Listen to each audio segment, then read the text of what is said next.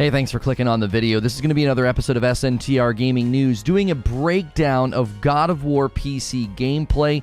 We got a really nice video to show you and to walk through just the level of detail they have added, but I also wanted to start the video by combing over some details about it from respect to a PC Gamer review, as well as some of the information about what it took for them to do ultra-wide support for this game. If you like these kinds of streams, be sure to hit subscribe and the bell button. That way you don't miss the discussions, because we do these all throughout the week. This is an SNTR update. God of War is come to PC and the reviews are in, and they sound very, very good. I wanted to comb through one of those reviews with you and hit some highlights, as well as talk about everything they had to do to bring ultra-wide support for this game, given how long ago it was made and specific things they do with the camera. If you like these short videos, hit subscribe and the bell button, or check me out over on SNTR Gaming, where I do live streams. So this comes from PC Gamer. Morgan Perk combed through the game, and I want to highlight some of the things about performance, the DLSS, and some of the other features. Now, Morgan Park had this to say: if you skipped God of War 2018 or haven't touched the series at all, this is the God of War to play. Obviously, fans of the franchise are probably pretty excited, even if you haven't gotten to play it on a PS5. The performance upticks are beautiful there, and you may have seen those videos, and seeing the game on PC, it is really impressive, and it brings a lot of hope for some of the other franchises that Sony owns. With respect to performance, Morgan Park had this to say: my second God of War playthrough was my best playthrough, and it had everything to do with the higher frame rate I enjoyed with this PC port. Like Days Gone and Horizon Zero Dawn before it, God of War flies on a good PC. On an RTX 3060 at 1920 by 1080, I was able to crank up the target FPS to 90 and mostly stay there with the NVIDIA DLSS set to quality. I noticed things got a little choppier during doorway transitions to the open world lake area, but the frames would steady after a while. So I don't quite understand why they went for 1080 90 and not like 1440 60, but everybody's got their own preferences. We will obviously be doing our own playthrough with this and testing it out over on SNTR Gaming. Probably not an entire playthrough of the game, but at least being able to test it out and show everybody the features. Now, there's more than DLSS in the game. DLSS isn't the only flavor or upscaling supported by God of War. You can alternatively flip on AMD's FidelityFX Super Resolution. I don't have as much experience with this one, but I noticed a bit more blurriness when set to quality. It's still good, and as a frame-hungry PC gamer, I'd keep it on as my only choice. The conclusion that this reviewer came to was: I was one of the people that scoffed at God of War when it was announced. I thought we were going to get Last of Us with an axe, but instead, we got a fully fledged RPG with tiered loot, skill trees expertly weaved into the story about power, violence, and bad parents. It's an impressive departure from the edgy slaughterfest that the series used to be, and a necessary change if it was going to come back at all. The mountain of money, talent, and time it took to reboot this 2000s relic into something worth existing today is evident in every moment. 4 years later, God of War is still a triumph. Now, some people are curious about ultra-wide support, and I found this to be incredibly interesting from another PC Gamer article. They actually sat down with Matt DeWald, the senior technical producer of God of War's PC port, and he said, "You're not just setting resolution and done. I wish it was that easy. If you widen the aspect ratio without increasing FOV, it just doesn't look quite right to our brains, but once you widen FOV, you start to see things that you weren't supposed to." He had this to say: there's all this stuff that was on the edge cut off in 16 by 9, and now it's in the scene. Like, oh no, Atreus is warping through the scene because he's getting into position. So you had to go back and animate all those things. It required playing through the entire game and not just cinematics, because we do no-cut camera. So because they did no-cut camera, they actually had to play through the entire game in order to restructure, reanimate, and reset up a lot of these scenes so that you didn't see stuff weird or stuff breaking or stuff not looking right. So if you're looking to grab God of War on PC, this is high praise, and a lot of work went into it, so I would be sure to check it out. God of War has come to PC, and the reviews are in. It's doing very, very well, and according to a PC Gamer review that we read through, this one is the version to play. With DLSS support and other really great graphic settings, it is one that you're going to want to check out if you haven't managed to play it. The DLSS support also means that if you have maybe a slightly weaker system, you should be able to squeeze good performance out of this game. Some other things that to consider is the ultra-wide support covered by PC Gamer indicated that they had to replay the entire game, given that lots of things out of frame would suddenly be in frame, so those animations had to be completely redone, added to the game after that entire exhaustive playthrough. So the quality is there and the work was there. Let me know what you think. Are you checking this thing out on PC? God of War is a long-standing franchise, and we'd love to know what you think. As always, if you like these SNTR updates, hit subscribe and the bell button, or check me out on SNTR Gaming, where I stream live every day, and I'll see you in the next video. And I'll see the rest of you here right now. This footage just looks so good. I cannot believe just how beautiful it is. They have just done such an exceptional job with it. And obviously, we're going to be checking this out tomorrow, but we wanted to comb over the gameplay footage with you today to give you some breakdowns, look at it. I mean, right now, just look at the level of detail they were able to put into this game on PC, the texture detail, the movement. We will be playing this tomorrow on stream to show it off, because they have really, really done excellent work. This is probably one of the better sections to show you just how much they've done to this game. It's amazing to think that this thing launched on a PS4 years ago. What's the price point? Oh gosh, I bought it last night. I couldn't tell you. Let's see. How much did I pay for this? I think it was $50. Store page. Let's see if I can still see the price. Yeah, $50. Yeah, $49.99, which I would say is well worth it. Let's do a poll in chat and see here. God of War on PC, will you be getting it? Will you be getting it? Yes or no? We want to know from you. Let's get this thing back here. I mean, I'm just gonna pause here just to give us. I mean, that is just. I've got this pause. This is just a YouTube video pause. That is. It looks so good. There's like tiny scratches in the leather that I can see. You can. You can see like the individual textures of his skin and his hair and his beard, not his hair. So does this end the debate that the PS4 is holding games back on PS5? Yeah, I do. I honestly, I'm curious what people think. I think the main thing people that would probably bring up with respect to, like, is the game being held back by, by the older console? I think they would probably talk about features, right? More so than performance. I think they know that this game games can run and look amazing on the PS5, even if they were made for the PS4, but it would be features. So if I was to take up for the opposing position here, that's what I would say. I would say, well, it's not necessarily about performance, it's about features. Yeah, you guys are all enjoying his nipple being right there in the shot, so let's get that out of the frame since you guys can't contain yourselves. I am noticing, and I'm wondering if this is just their capture method, I am noticing there's like a shakiness sometimes from these scenes here where they are you can sense almost like the camera movement. It's like the camera movement is shaky. I can't figure out what it is. This is probably one of the better parts in the game too. When Baldur shows up, it's so good. It's just awesome. Ratchet and Clank wouldn't be as good if it was on PS4, right? Like, obviously the graphical performance of Ratchet and Clank could have been bumped up and made awesome for the for the PS5, but you wouldn't have been able to do some of the things that they did, from a technological basis.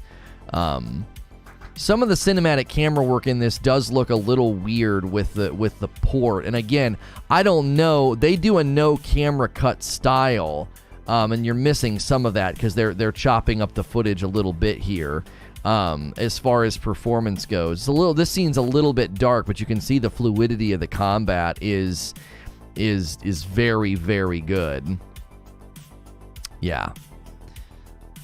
And these little scenes here, these little in-between scenes, that's one of the things they were talking about with the ultra-wide support. They were like, yeah, you can't just like do, you know, oh, the resolution's bigger now, because there'll be stuff that's not supposed to be in frame that is suddenly in frame. And that would kind of mess things up. I don't necessarily know if this footage alone, you know, settles the issue. What's good, Feed? I see you in the chat. I thought you said this was safe for work. Yeah, it's safe for work. It's safe for work.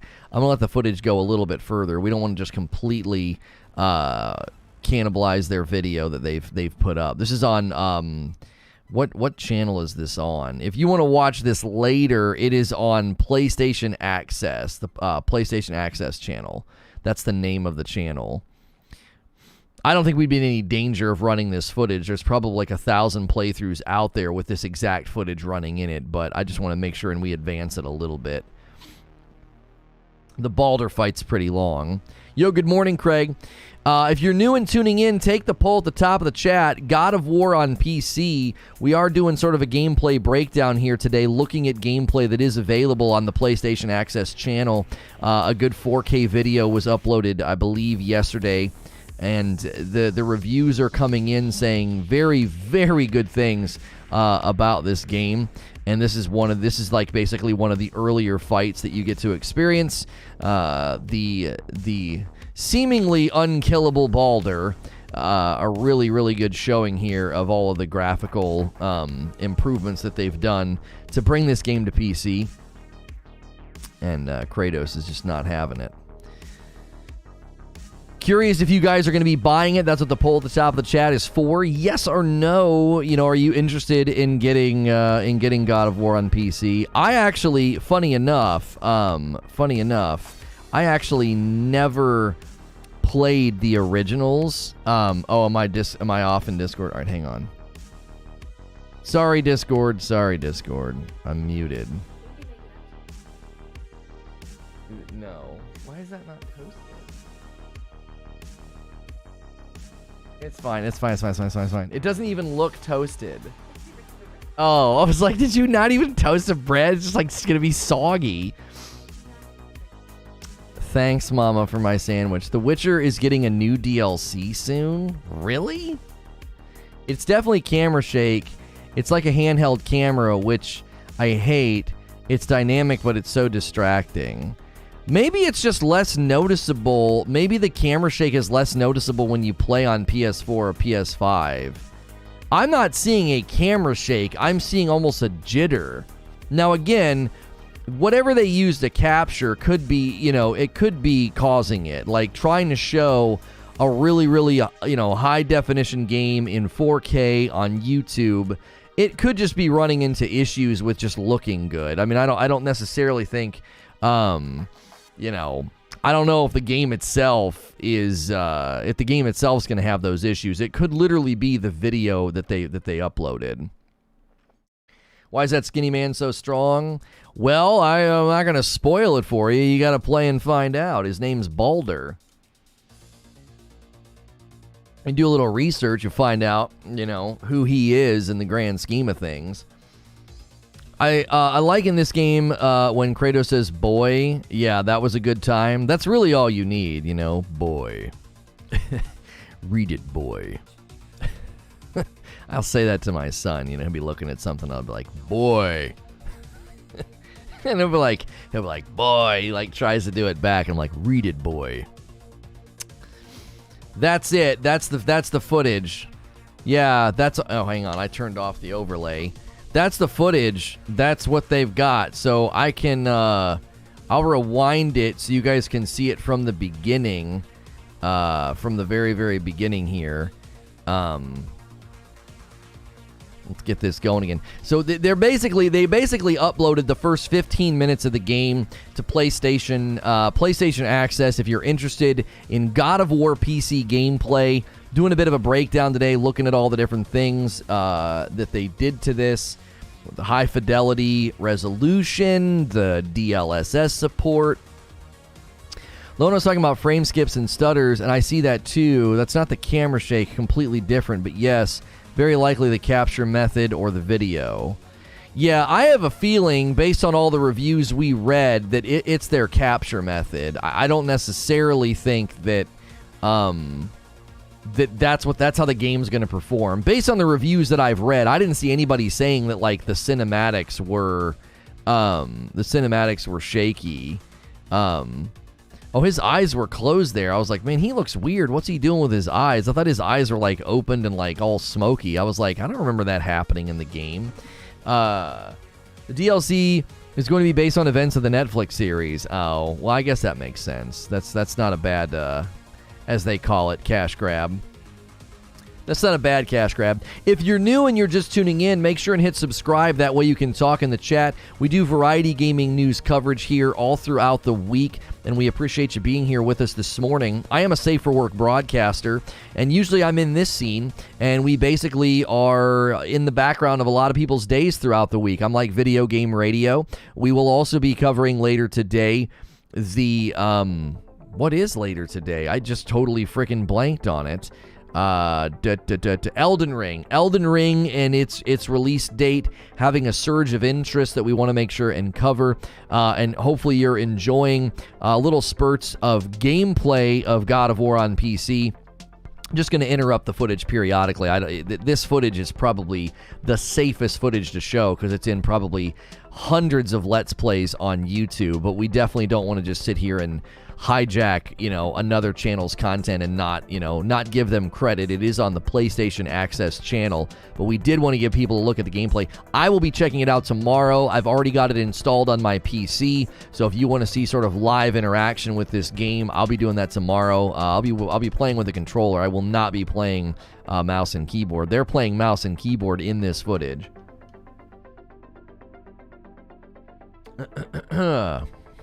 Keep your socks on? Yeah. Are these the same people who dropped 10 out of 10 for Halo? You should play the original God of War. The lore is so good. I mean, we'll probably be to a place one day with this channel where we can go back and do playthroughs of games and really enjoy ourselves, but we are not at a place right now where that's something that I have the luxury of doing. We're more news, more talk show oriented. Don't forget, we're still doing premieres over on Presents. If you're interested in all things, YouTube and other platforms where streaming takes place. Today I've got a video making sense of somebody on that platform who got banned on purpose. I found it to be incredibly interesting, but that video will hit today. We had to bump a video that we had planned. I hope it plays well on mouse and keyboard.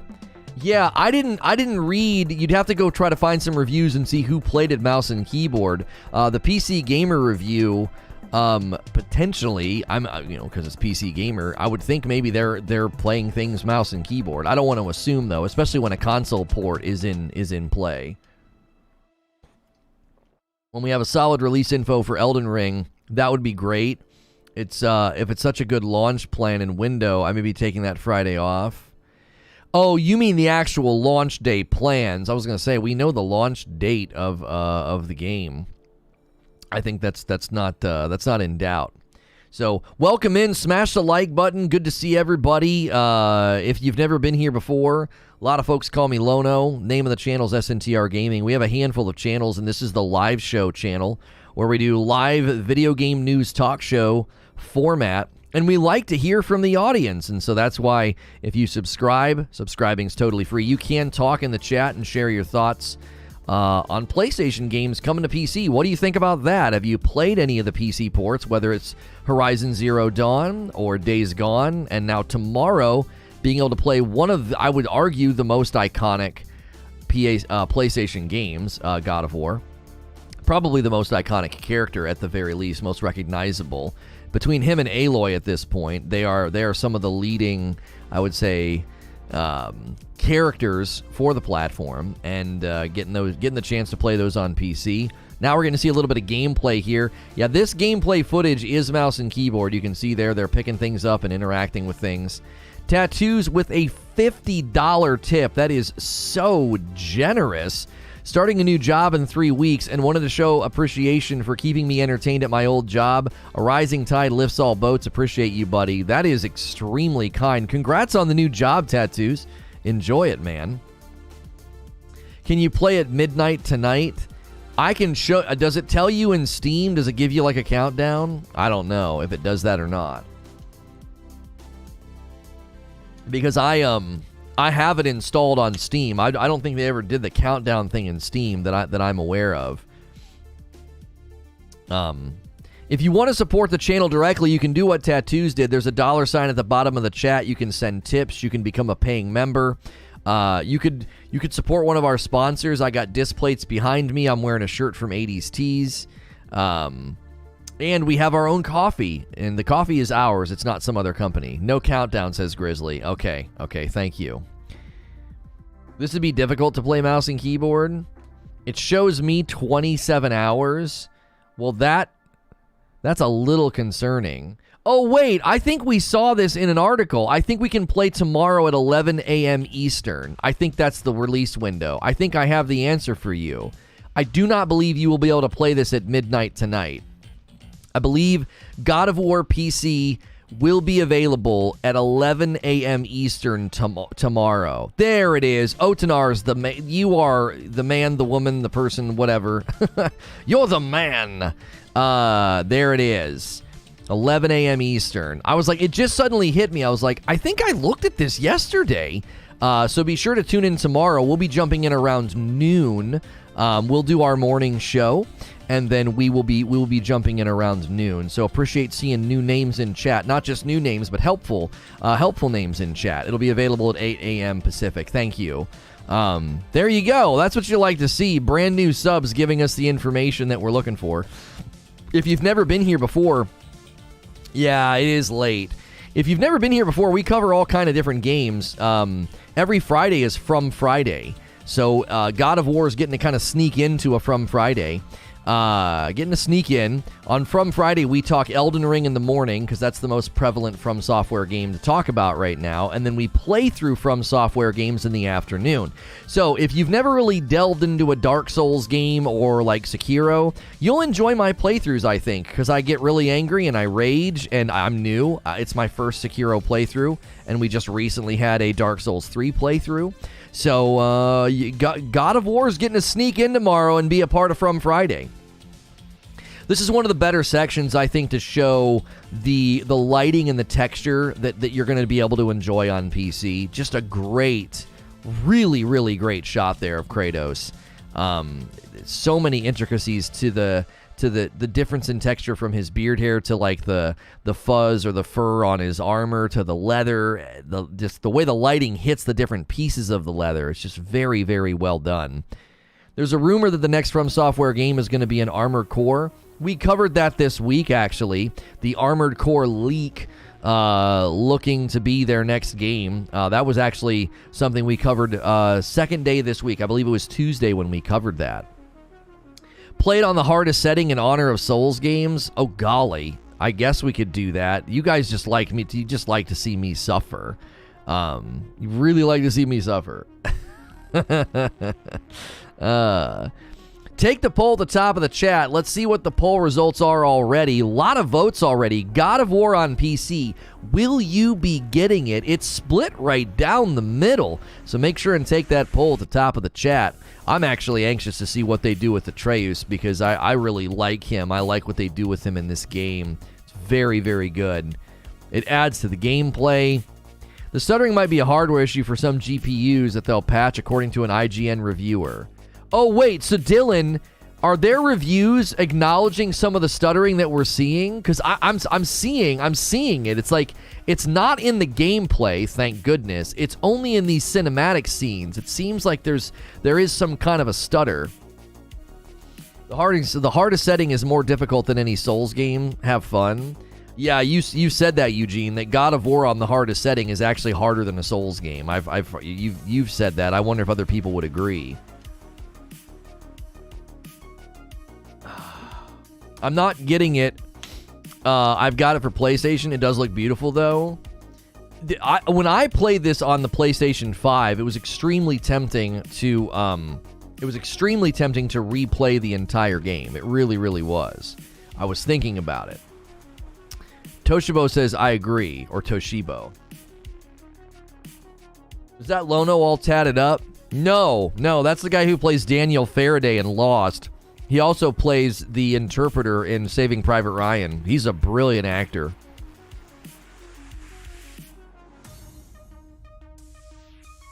Some of the fights are truly obnoxious. I watched footage of a guy beat like a really, really hard enemy in this with like level 1 gear. I was like, why would you do that to yourself? It took forever.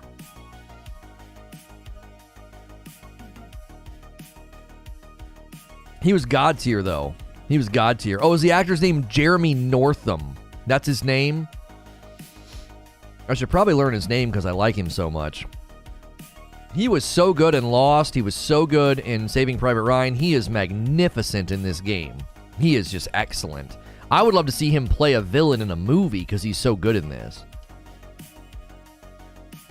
Like, he would make an amazing serial killer. I don't know if that's something he would like to hear, but... That's Daniel Faraday? Yeah.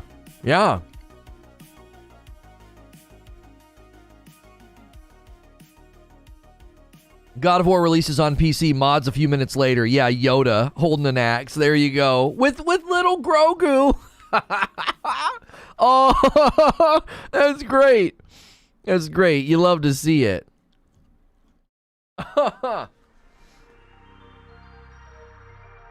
Max difficulty in God of War is dumb. The health regen is just stupid.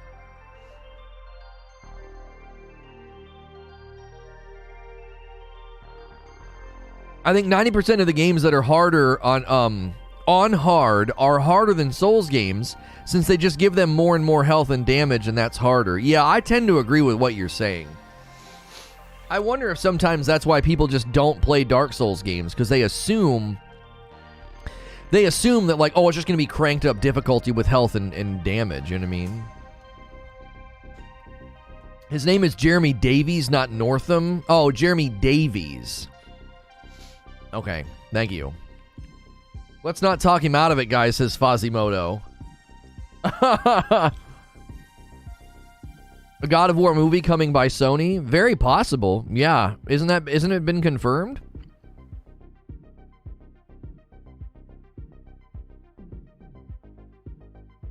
Who wants to be the first coffee order of the day?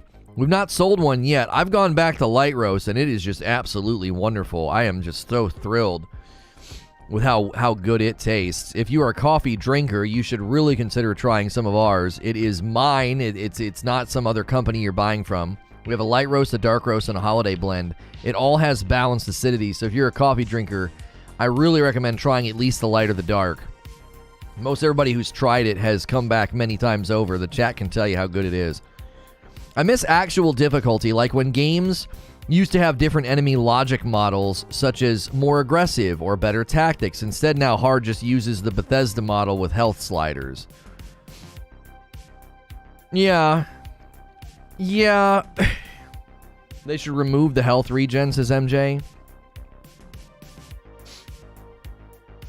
Yeah, I mean, you're talking me out of it. I don't want to play and have, like, because if people have played it on hard and have, like, legitimate criticisms of it and how it's put together, then I wouldn't want to feel like I'm wasting my time, you know.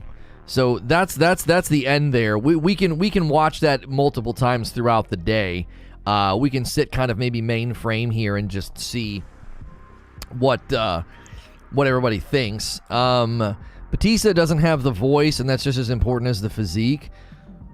Yeah, you need somebody with a voice that sounds like a friggin' like a bass, like just a boy. It has to be able to go way, way down. Because you can't just impersonate it and go, boy. You have to be able to have a conversation, you know. What does it say, boy? I mean, I'm not even close. I'm at least an octave above. At least. That's as low as I can go. I have a decently low voice. I don't have like a low voice. There's no way. You would need somebody that can go way down there and have that rumble. It has to almost sound otherworldly. They might have to do a little bit to his voice. They did that with the Ogier in Wheel of Time, and that was very well done. You got to give him like almost like an otherworldly rumble. It has to feel as if it's not possible for a normal human to do it. They might even have to do some voice effects to him in the movie if they were to do one.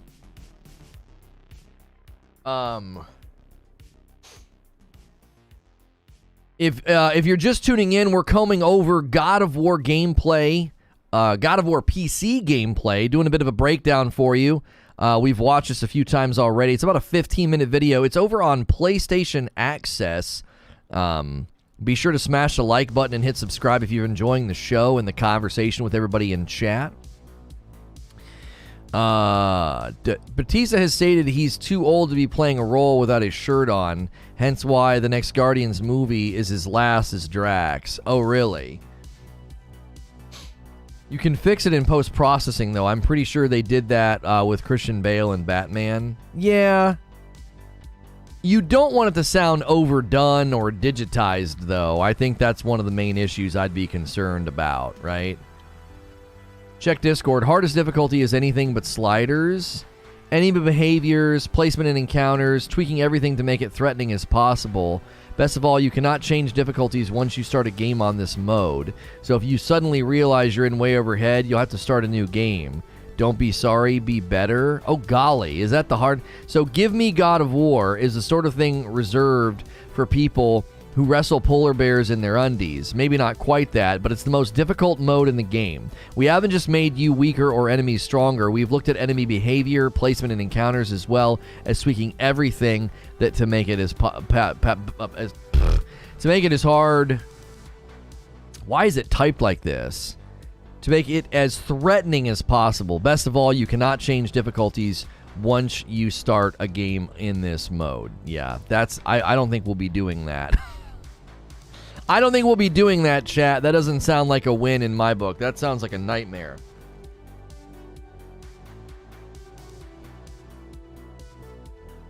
That sounds like an absolute nightmare in my book.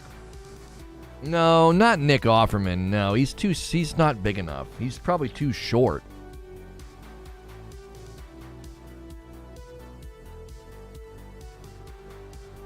That's Santa Monica's description of the mode. Boo. It's almost a different game. I want to enjoy myself. I don't want to be losing. I don't want to be pulling my hair out. You know? And what if the support is there? What if people are really enjoying watching me play through it on the hardest difficulty? Well, then you guys are going to make me do it. It's not really Souls-like. Oh, I know it's not Souls-like. I know. It's absolutely brutal. It's a resource-based combat system. Yeah. I mean, I was watching footage of like a really good player play, and it was insane. Like the guy's dodge windows and everything else. Like it was absolutely freaking bonkers. I was like, oh my gosh. It's about the audience's enjoyment. Well, I tell you what. We'll measure the support tomorrow, right? We'll measure the support because it's not up to me. It's up to y'all. It's up to y'all. I'm not going to sit here and slog through a game on the hardest difficulty for and murder our channel's momentum. We've been doing great with Elden Ring. We've been doing great with Sekiro. We've been doing great every time we cover anything from software. We're having a good day. And this is an old game, man. This is an old game. And it's like it's a risk to go back and really commit to something like that. It's a huge risk to go back and to commit to something like that. So you guys bring the love and the support, and that's the kind of stuff that will continue, you know? We don't continue doing stuff when support wanes because it's about supply and demand, you know what I mean? Beginning of the game is the hardest part. You don't have any of the tools. Yeah, I remember people saying that. The last time I played it, people were saying that. Will it have plug-and-play compatibility? I'm not sure what you mean by that. I'm going to presume and try to give you an answer. Do you mean like plug and play with your PlayStation controller or an Xbox controller? If that's the case, then yeah, you can just plug your controller in and go. But if you're talking about something else, I would need to know what you mean. Hard mode is already pretty unfair. You only take 2 hits. Yeah, I don't know. I don't know if that would be good television. I don't know if that would make for good television, man. I get pretty grumpy. The last time we played this game, I was playing some witch, and I had it on the hard... I don't think did I have it on the hardest difficulty? I think it had it on like the next to hardest difficulty, and I was getting grumpy.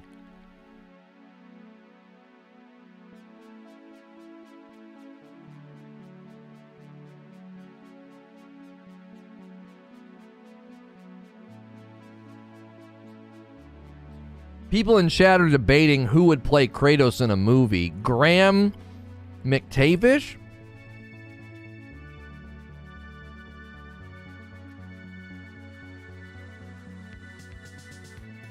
If 6'4" Hugh Jackman can play 5'5" Wolvie, then Nick can do Kratos. I think it's easier to have a tall person not look tall than a short person looking tall. I think it's easier.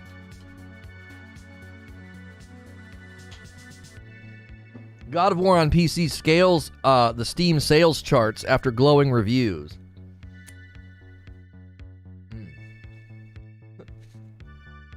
Yeah, Chris Pratt. Obviously Chris Pratt. When I first started watching Purple, I got a kick out of watching folks rage like the Hulk. I know. The guy who played Aquaman? Oh, you mean my boyfriend? You got Jason Momoa. Sure, he could be Kratos. I don't think he has the voice, though.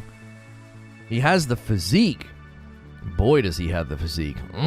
But I don't know if it would work. I really don't. You know, you got to have that voice, man. Now, they could do something to his voice. He at least has a lower registry of a voice, so it wouldn't be too hard. I don't think it would be too difficult to make him sound, like, super deep. Is that, oh, is that like a combination? Yeah. Somebody's got, like, a good shot of Momoa. How he could pull it off. Yeah, Momoa's recently divorced. No, I don't want to make light of that. When a relationship comes to an end, that's, you know, who knows what sort of sadness and you know, trauma that's bringing the two of them. I don't want to joke about that. People are like, you know, putting in the Discord, like, you know, Momoa's divorced. Now's your chance. I don't like to make light of that. That's not something. I think that's sad when people get divorced. That escalated quickly. He's now your boyfriend. Yeah, I mean, I'll objectify him till the cows come home because I want to snuggle, but you know, I don't want to make light of his divorce.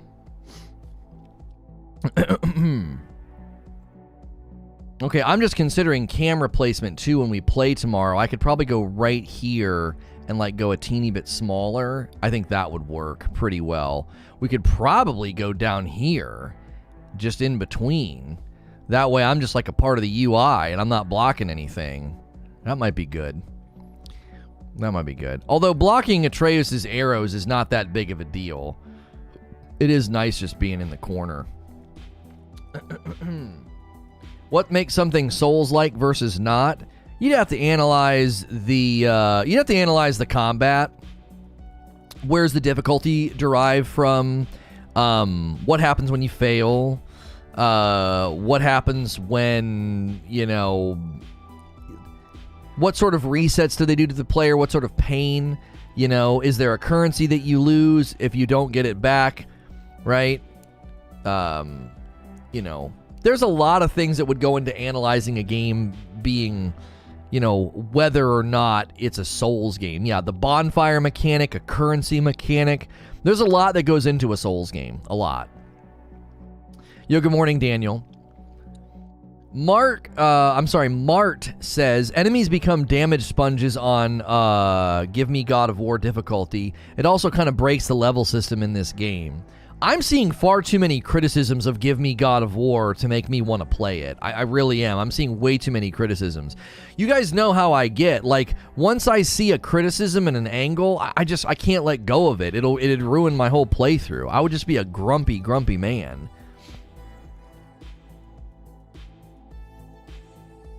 Like, I don't do well with that.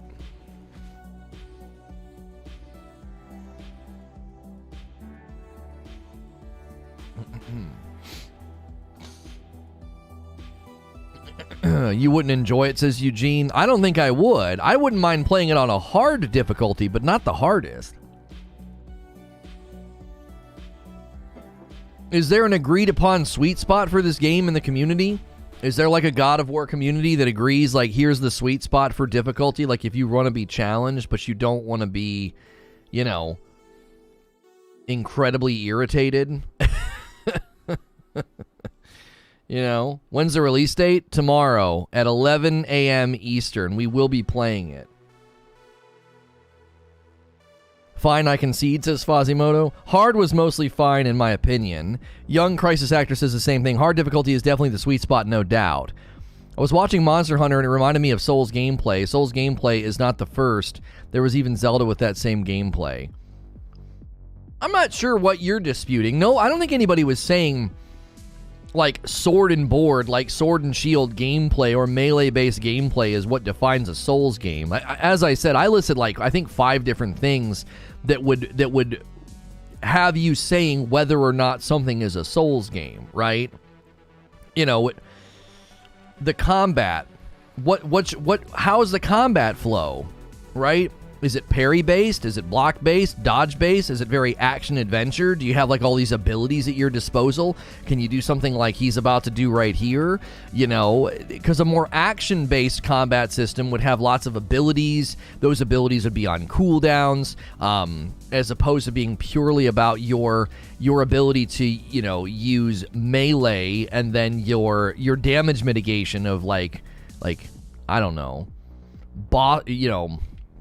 how do you mitigate the damage? Do you block? Do you parry? Do you dodge? Is it a combination of all 3? How do you do damage to the enemies and the bosses? Is it primarily through, you know, a light and heavy attack system? Is it light, heavy attack with a variety of abilities? So, like, if you're going to analyze a game and say whether or not it is Souls-esque or Souls-light or like or whatever, you'd have to make direct comparisons to how the combat systems work in a Souls game. And what you would probably conclude with, like, a God of War is that this is far more action-based than Souls-based, or, I'm sorry, than, like, melee-based. There are melee elements, melee, blocking, and parrying, but there's also a significant amount of abilities that you have at your disposal, both with your ranged companion as well as the different abilities you get. You get even a different weapon later on. So, when is the release date? Tomorrow. Do you have me muted, Mark? It's tomorrow at 11 a.m. Eastern. God of War on PC. Or are you asking somebody else about a completely different game? Kratos with his boomerang axe has nothing on old Kratos. Yo, what's good, Chest Pain? How many hours did you need for the whole story? Oh, in this game? I don't know. I did a pretty completionist run the first time I played it. I would say it was between 15 and 20.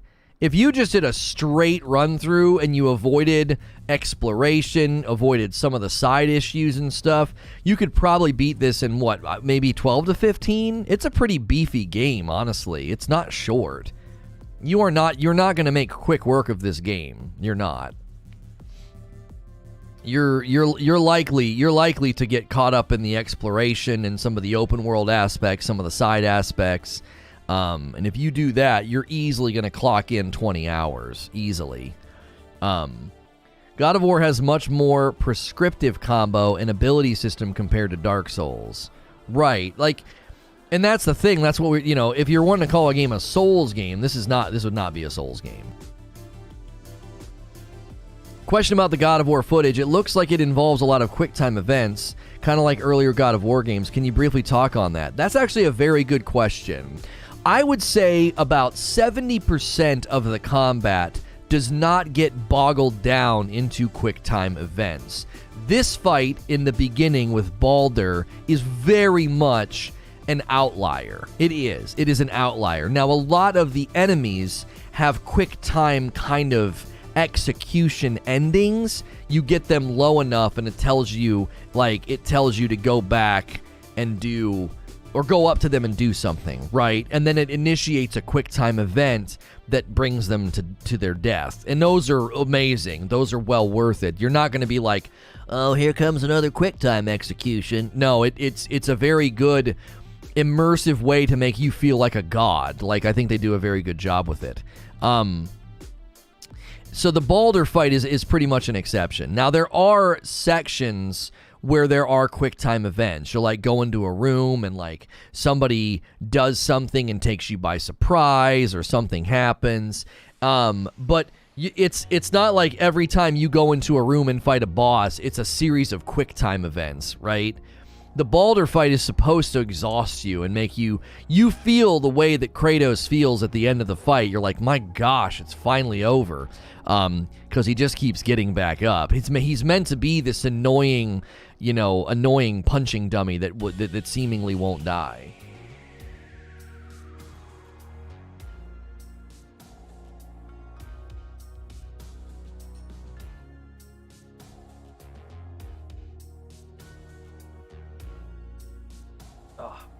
I'm having a little bit of a breakfast this morning. Usually I eat before, but I was filming a video for this morning and then didn't get to ride my bike. Differences between PS5 and PC versions are probably minimal. Yeah, if you can play this on PS5, I wouldn't bother with the PC version unless you are an absolute like graphic snob. The differences between the two are going to be, yes, I would say quite a bit minimal. So if you guys have been enjoying the show, usually I'm in a scene like this doing a talk show Monday through Friday. I am a safe for work broadcaster, so you can subscribe in confidence. A lot of people throw me on in the background like video game radio. You don't got to worry about the kind of language I'm going to be using, so that's why people can subscribe and not worry about that. I'll be in your sub feed all week. We cover a whole host of gaming news topics. Just this week, we covered New World, we covered Lost Ark. Just yesterday, we covered Halo Infinite getting a hotfix. The full game of Horizon Forbidden West has apparently leaked. We covered Take-Two buying Zynga. From Software's got a game that leaked, another Armored Core. We cover a whole host of games. Tomorrow is From Friday, so we'll be covering Elden Ring in the morning, playing some God of War, and then depending on how that goes, we may be diving into Sekiro as well. We may go 3 wide tomorrow with 3 actual streams instead of just 2. We usually do 2 streams a day. We do have an Elden Ring stream planned for today as well. For those of you that are interested in From Software games, we're getting a lot of good coverage and good response from you guys with our From Software game coverage. And God of War, I think, is close in proximity with Souls games. I would say they're cousins. They would meet at the family reunion, I find the biggest difference from PC to PS5 from the trailer and memory of me playing is the lighting. Maybe. That wouldn't be surprising if they did some things with the lighting. I've never played a God of War game, so I definitely look forward to checking this out. The beautiful thing about that is you're missing out, but you won't really feel like it. Because I never really felt like I was missing out. I definitely felt like, man, there's some backstory here. There's a history here that I don't know about, but I still enjoyed the heck out of this game. It's one of my favorite. It's one of my favorite gaming experiences I've had as a streamer, because I've not been able to complete a lot of games as a streamer. Usually, you have to retreat back to like. Excuse me. Usually, you have to retreat back to like your home game, or in the case of what we do here, we end up retreating back to like the talk show format. Which is fine. I don't resent that. But being able to beat this game, to completion, Hellblade, Ori and the Blind Forest, and Ori and the Will of the Wisps, those are some of my more, fond memories as a live broadcaster. This game was very enjoyable. Somehow I got all the way to the end and avoided spoilers about Atreus. I couldn't believe it that we made it all the way to the end and nobody spoiled it. They do a good job making it a standalone. They certainly give you the impression, especially in this intro that we're watching, they really give you the impression that there's a history. They do. But you don't feel like, I'm lost, what's happening? You feel pretty well caught up. You don't feel like you're in the dark about what's going on. You don't feel as if you're missing You do feel like you're missing something, but not like, well, I better stop playing and go read or watch a video. I played quite a lot of God of War 3, and I didn't realize it was so mechanically similar. Huge different camera, obviously. Yeah, generally the combat gets pretty frustrating in a good way. Like, it'll challenge you later on. It's tough. You know, there's some enemies that are really annoying. But the quick time events tend to be used for executions, and that means you've won the fight anyway. You know, it's pretty much over at that point. The God of War trilogy is a button masher. The latest one, Kratos, is way stronger, but you have to learn combat systems, which I enjoy. Do you stream on Purple too? No, we're exclusively on YouTube. We've got multiple channels. This is our primary streaming channel. We do have channels that get uploads, though, as well. We have a larger channel than this with about 47,000 subs where we cover industry news. And so we covered, like, Pokimane getting banned and Disguised Toast getting banned. And today, I don't want to keep wailing on it, but Disguised Toast revealed the details of his ban and what he did. And I thought, wow, we got to cover this because this is ridiculous. We have a video planned about Doc Disrespect as well that was supposed to hit today, but we're going to bump it to the next day. He claims that if he would have gone to Mixer, he could have saved Mixer, which I love the Doc, but my take on it is very different than his. So you'll have to see that video likely tomorrow. He's not banned anymore. He got hit with the 2-day. So it was a DMCA claim, but the details of why and how it happened are very interesting. You'll have to wait till this afternoon to find out, you know, what exactly happened. I did a pretty good amount of research into it, and so I decided it would be good to make a video for you guys. We also have a channel where we just upload little 4-minute news briefs, like video game news briefs. It's called SNTR Updates, and it's just real quick video game news. So if you like real quick uploads, there's that channel. This channel is roughly 2 live streams a day, Monday through Friday. Very much a podcast that you can interact with. And then there's the main, not the main channel, but the big channel, SNTR Presents, is the channel where we cover like industry news and stuff like that. They made God of War Ascension on PlayStation 3 and 2 God of War portable games. They were also great. They don't get talked about much besides the original trilogy. Huh. Yeah, I've never heard of them before. Literally, you just type that. Like, that's the first I've learned of it. I disagree that the trilogy is a button masher.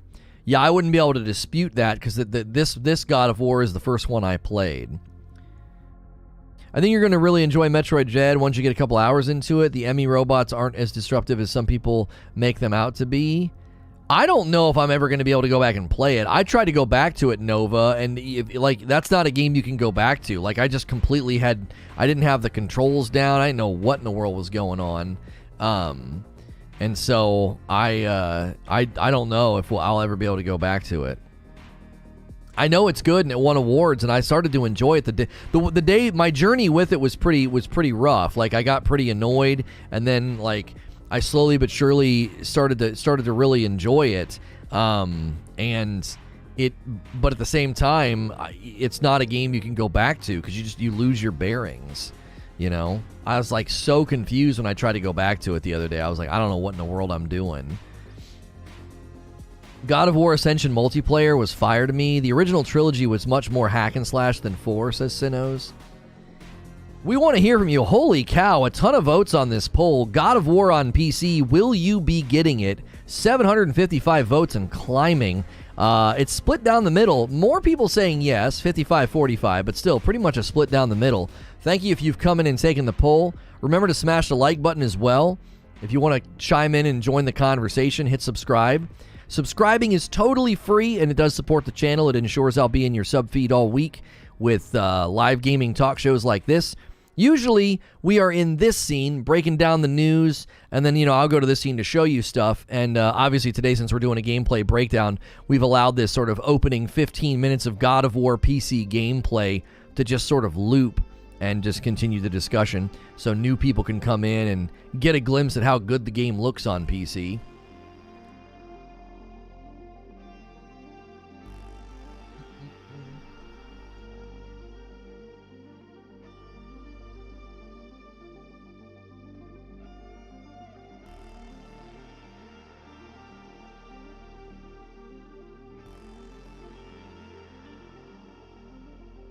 Already have it preloaded. I have mine preloaded as well. I'm waiting to get a PS5 to play a lot of games, honestly. There's probably a lot of people in that boat. A lot of people. There's probably a lot of people in that boat waiting to play Ghost of Tsushima, God of War. Obviously the ones that you can't play until you get one, like Returnal or Ratchet and Clank Rift Apart. I almost wish I hadn't played on PS5. No reason to drop 50 more. I don't think there's any reason for that regret, because I honestly don't think that you're missing much. The difference between this and the PS5 version, you know, is certainly there, but not in a great enough way for you to feel like regret. Unless you have like an ultra-wide monitor, because they did discuss the ultra-wide support for this game required them to literally replay the entire game. Because there was stuff out of frame that was suddenly in frame when they went ultra-wide. Hitman Trilogy announced, available on January 20th for PS4, 5, X, and all Xboxes, and Steam, and the Epic Game Store. Also available on Xbox and PC Game Pass, January 20th. So in 7 days, if you're a Hitman fan, Hitman Trilogy hitting PC and Game Pass, and Xbox Game Pass. MJ Talks with a $10 tip. Thank you so much. That's so generous. The OG God of War was combo-based. You had a plethora of weapons to choose from and level up, and the boss battles were really over the top. Kratos is not as powerful in God of War PS4. Thank you for the tip. And MJ's saying that OG God of War, there was a lot of things to choose from and level up, and the boss battles were over the top. You know, it'd be amazing to get all those like a God of War remake, you know, trilogy would be incredible. I played it on PS4 relatively recently, so I can't justify buying it again on PC just because it looks better. If you've never played it before, then I would highly recommend it. Yeah, I think this is a must-play. This is definitely a must-play, especially for all those people that have never been able to play it because maybe you don't have a PlayStation. You know what I mean? I have a great setup with a 3070, but I hate waiting to play games, so I almost never wait for PC. That'll obviously be one of the dilemmas for people waiting for PlayStation games to come to PC. You know, the dilemma of like, you have to wait a significant amount of time, you know? Like, you know, who's this Post Malone CM Punk guy wailing on Kratos? He's actually a very good actor, and his voice acting in this is absolutely phenomenal. He is tremendous. One of my favorite characters from Lost, he played him. A lot of people don't realize he played the young, skittish interpreter in Saving Private Ryan. I got like a tickle in my... That's awful. Oh, there we go. That is the worst. Do you ever forget how to breathe air? My wife makes fun of me for that all the time. She's like, you choking on the air again? Kratos was holding back his godly power and rage in order for his son's growth.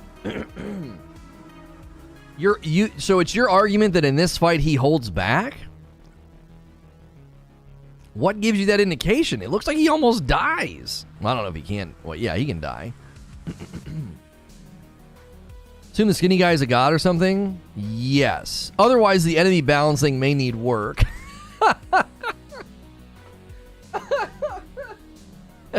Is that guy like a god or something? It seems like the enemy balancing in this is really, really bad. Although I love the latest God of War, I do miss the old school God of War. Kratos is old and has been living a life of peace. Yeah. So maybe he's not at full strength. Other than this fight, though, says Mithrax, he does hold back. He made promises to his dead wife. So that what the idea is that he's been holding back, so he's gotten weak. Is that what I mean? I guess that would give lore and context as to why you get stronger in this game and gain all these different abilities and stuff. Douglas says, I don't know. The gameplay was quicker in the old God of Wars, but the new Kratos is even more brutal. I don't know about being at full strength. He kicks so much butt. Just because he's old doesn't mean he forgot how to jump. Got quite angry when I got to play and I couldn't jump. Yeah, unless there's like an opening. They let you jump over the openings. They do. If you haven't hit subscribe yet, please consider doing so. Subscribing's free, and we love to welcome new members of the community.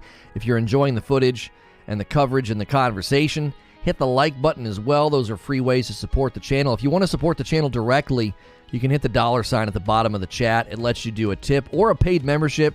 We also have a variety of sponsors, and as well as our own coffee. So welcome if you're new. Welcome to everybody else as well. If you've been here recently or for a very long time, we appreciate it, and we're glad to have you. The old Kratos would have bodied Boulder. He's existing in a completely different pantheon of mythology now, so all his powers are different. Yeah, I mean, he's totally made up as well, so...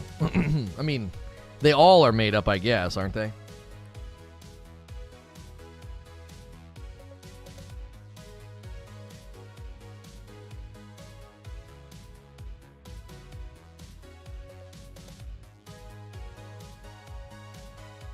What's my GPU? I have a 2080 Ti, but this is not... I am not playing. This is footage from the PlayStation Access channel. Baldur's no joke. He defeated a creature with 3 hits, and the creature had fought in Thor and shook the tree that connects all space and time in the God of War universe. Didn't Kratos' power peak in God of War 2 until Zeus killed him with the Olympus sword and drained his power? Is there a pirated version? I certainly hope not. Don't pirate the game, buy the game. It's in Steam for $50, and it's well worth your money, all the work they put into this port. I read snippets of an interview this morning. In order to give you ultra-wide support, if you want it, they had to play through literally the entire game and look for every animation in every instance where something suddenly out of frame would be in frame.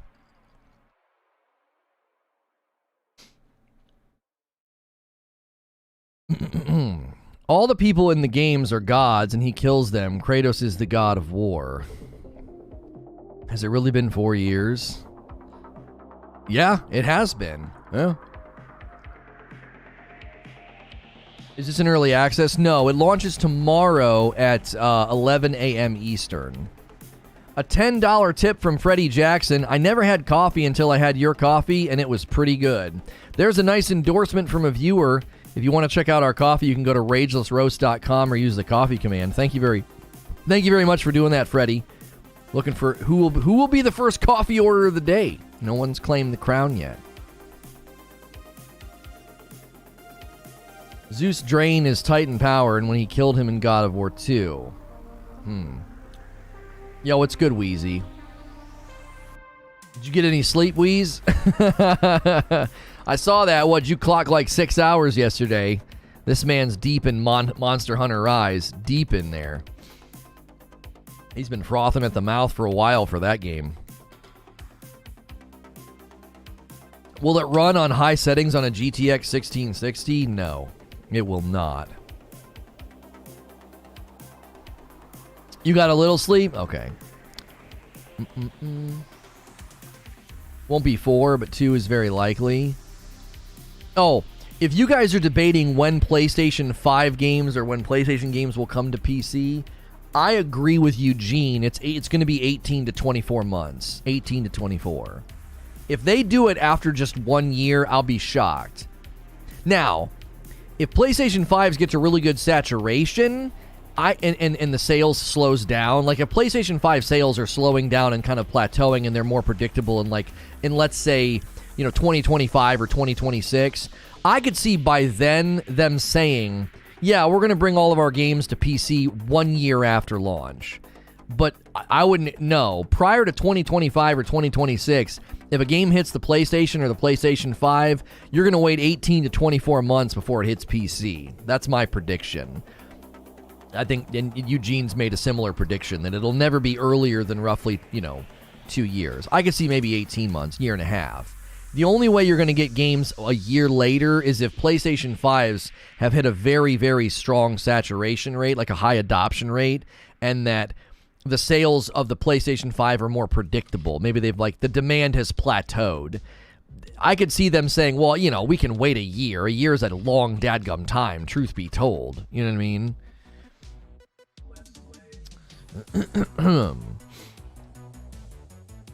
Side-by-side release would hurt Sony. Yeah, they're not going to do side-by-side releases. No way. If you're going to do a side-by-side release, you're going to limit the demand and the draw. Like, imagine, God of War Ragnarok landing and being like, you can buy it on PC right now. Well, there's, you're limiting the reason to buy a PlayStation 5 because it will no doubt look way better on the PlayStation 5 from everything that we've seen of Horizon Forbidden West,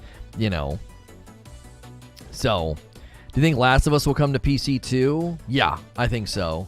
They're working on a remaster right now, and that could be a simultaneous release, maybe. I don't know.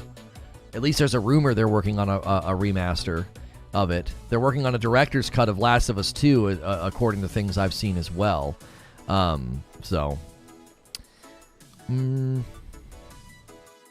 Oh, just Amazon emails. I was like, hey, maybe somebody ordered. No coffee orders yet. Just Amazon. My wife might be doing something with Subscribe and Save. Nova Hands with 5 months of membership. Might as well use this now to say smash that like button. Thank you so much. Very strong turnout today, guys. Thanks so much. I hope you're enjoying the show. Usually we are in a scene like this. Video game talk show, Monday through Friday. I am safe for work, so you don't got to worry about the language I'm going to use. A lot of people tune in every day, and they throw me on in the background like video game radio. We cover a whole host of topics, whether it's New World, Lost Ark, From Software games, Horizon Forbidden West, God of War, Halo. We cover a very large gamut of games here, so if you subscribe, you can do that in confidence, knowing I'll be in your sub feed all week with lots of good gaming news and a great sort of radio show podcast style format. You can just throw me on in the background. I'll get you through your work day. D Dizzle coming in with 5 months. Another re-up on a membership. Thank you very much. As we inch closer to 500 paying members, we're at like 450 right now, so thank you for that. Excuse me. MJ says, what is your take on Ubisoft taking the AC universe further away from traditional Assassin's Creed? I'm totally fine with it. It doesn't bother me at all. Okay, according to the God of War PC specs report, a 1660 will be okay for 1080p, 60 FPS. So you'll be able to run it, but you're not going to be able to run it at very high settings. So yeah, I'm okay with it, MJ. I'm okay with Assassin's Creed departing from... They don't need to be going into the Animus, and you don't need to be making me go back and walk around an office and refill someone's coffee and check email. I hated all of that, so I don't mind them departing from it. I really don't. Did this iteration of God of War have areas where middling enemies will respawn so you can practice? No. Correct me if I'm wrong, Chad. I don't think so. The game's enemy saturation is very much linear, as in as you progress and kill things, you can't go back and do it again. They're dead. And now some areas you'll come back to and like they've changed a little bit and there's new enemies and stuff, but you can't like go through an area, kill a bunch of trash ads, and then be like, all right, let's go back through there. It has a very linear nature to it. There's an open world exploration nature to it once you get to like the tree, but there is still very much a linear nature to the game. What mic is that? It's crispy AF. It really makes my day when people compliment the sound of the mic in my voice. I appreciate that. It's a Shure SM7B. It is going through a Yamaha analog mixer. I like analog for mixers. And then it changes analog to digital through a Focusrite preamp. I also have a cloud lifter on it that gives it like, what is it, 15 decibels or 40 decibels of clean gain or something like that. So I always appreciate compliments on my mic, because I am some people that have been around for a long time will tell you I'm obsessive about audio quality. I put a lot of work into it. I do. I put a lot of work into making sure it sounds very good. Microsoft has discontinues Xbox One consoles. Really? Interesting. PlayStation just said they're going to continue production of the PS4 as opposed to their previous decision to ramp down. That's interesting. There's 2 worlds with respawning enemies for sure because they're set up as replayable gauntlets. That is quite a bit later in the game, though, is it not, Eugene? That's not something early. That's something later, and it's laden with challenges, is it not? It's not just like a throwaway area you can, like, go back to. Analog's the GOAT for audio? Yeah. I think an analog mixer is key. It really is. Now, I know there's different types of preamps that can really give you a good warm sound, like tube preamps and stuff. I don't think you need all that, because by the time the audio hits the airwaves, unless you're recording in like a professional studio and getting it mixed and then, put together for, raw listening, you don't need to go that far. I don't think so. I think by the time the audio gets encoded and sent out and broadcasted, by the time you guys can hear it, what I have is about as good as it's going to get. Personally, that's what I think. Now, an audiophile might disagree and have technical reasons as to why, but that's sort of my take on audio quality in streams. I strive for the best. I do. I strive for the best. Like, I want you to listen to my stream and go to listen to somebody else and be like, no, that guy's stream sounds better. We also strive for the highest level of interaction you could get in a live stream. Like, it's constant. You're never going to feel like you're ignored or can't get your word in about a debate or a discussion here. We try to be highly interactive. There's almost never radio silence unless I'm like eating or something. There's almost never radio silence on this broadcast, or if I get up to, take a break. But when I'm sitting in the chair, it's a constant flow of conversation with the live audience. Horizon Zero Dawn being the exception, I became a beast because I could really ace the timing, because you could relatively hunt big monsters. Relatedly hunt big monsters. Yeah. I have questions. Is true God of War Ragnarok is September? Oh my gosh, what the frick? Hide user this channel. I want to upgrade my PC, but do you think I should? Because the prices are not really cheap right now. Yeah, now is a rough time. Now's a rough time to try to... I'm going to report that account. Holy frick. What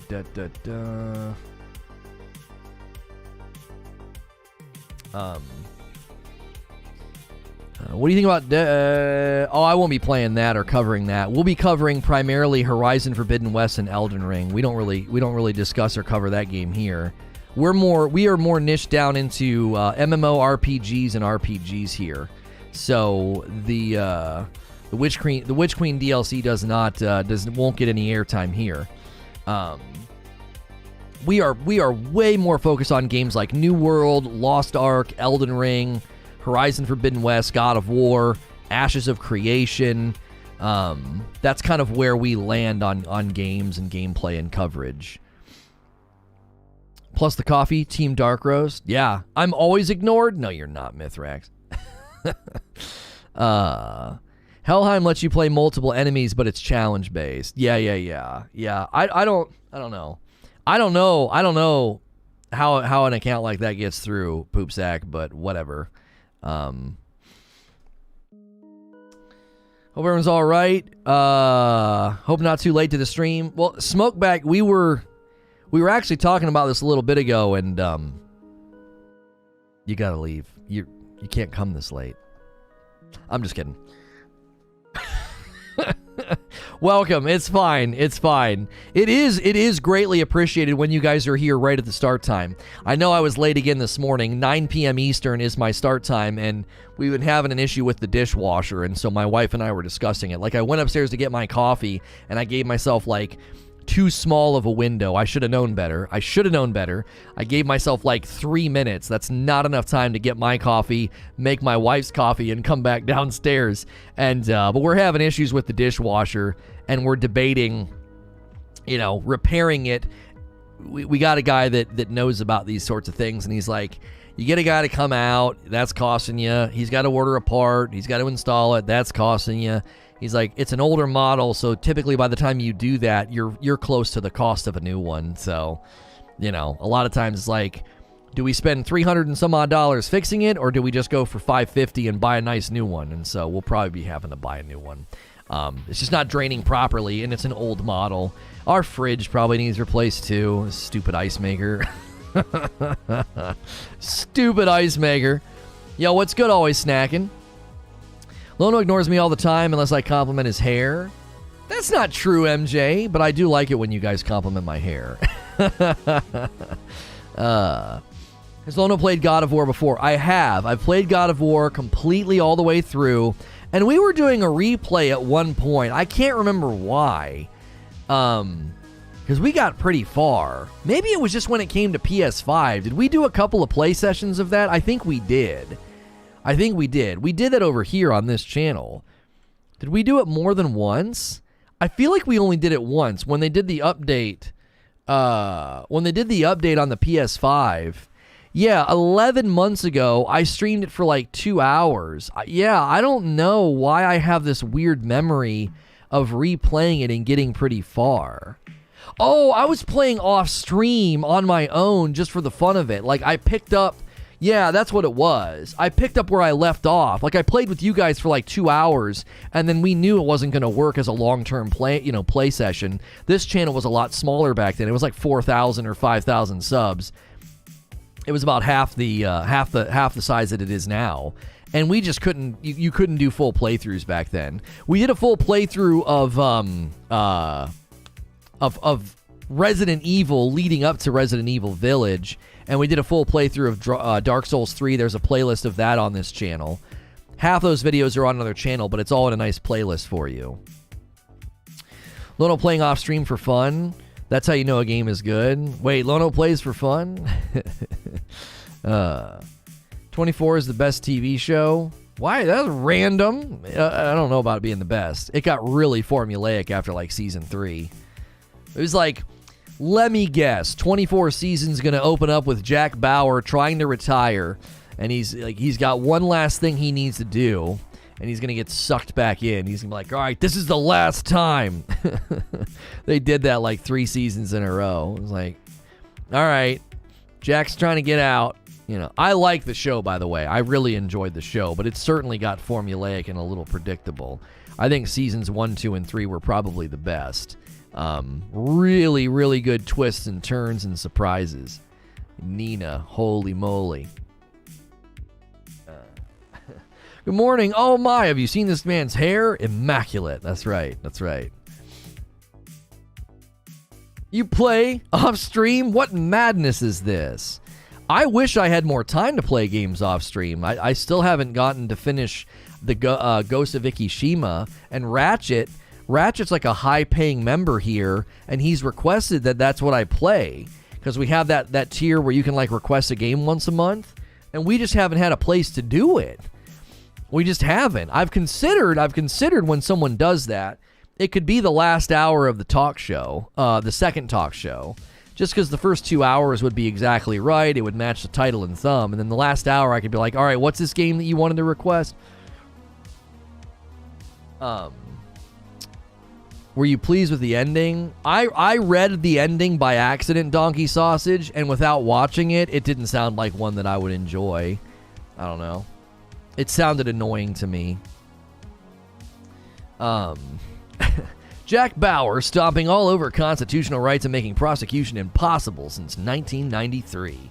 But he saved the day. That's all that matters.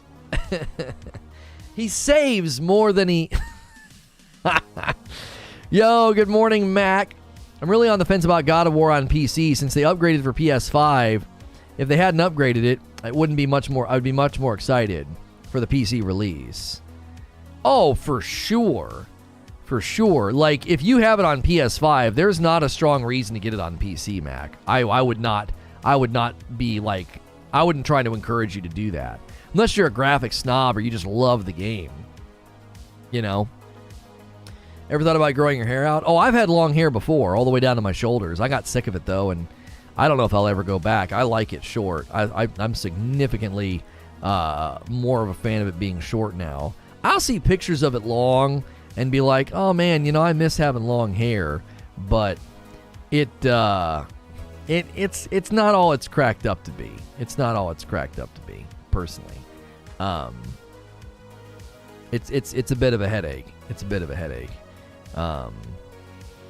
So.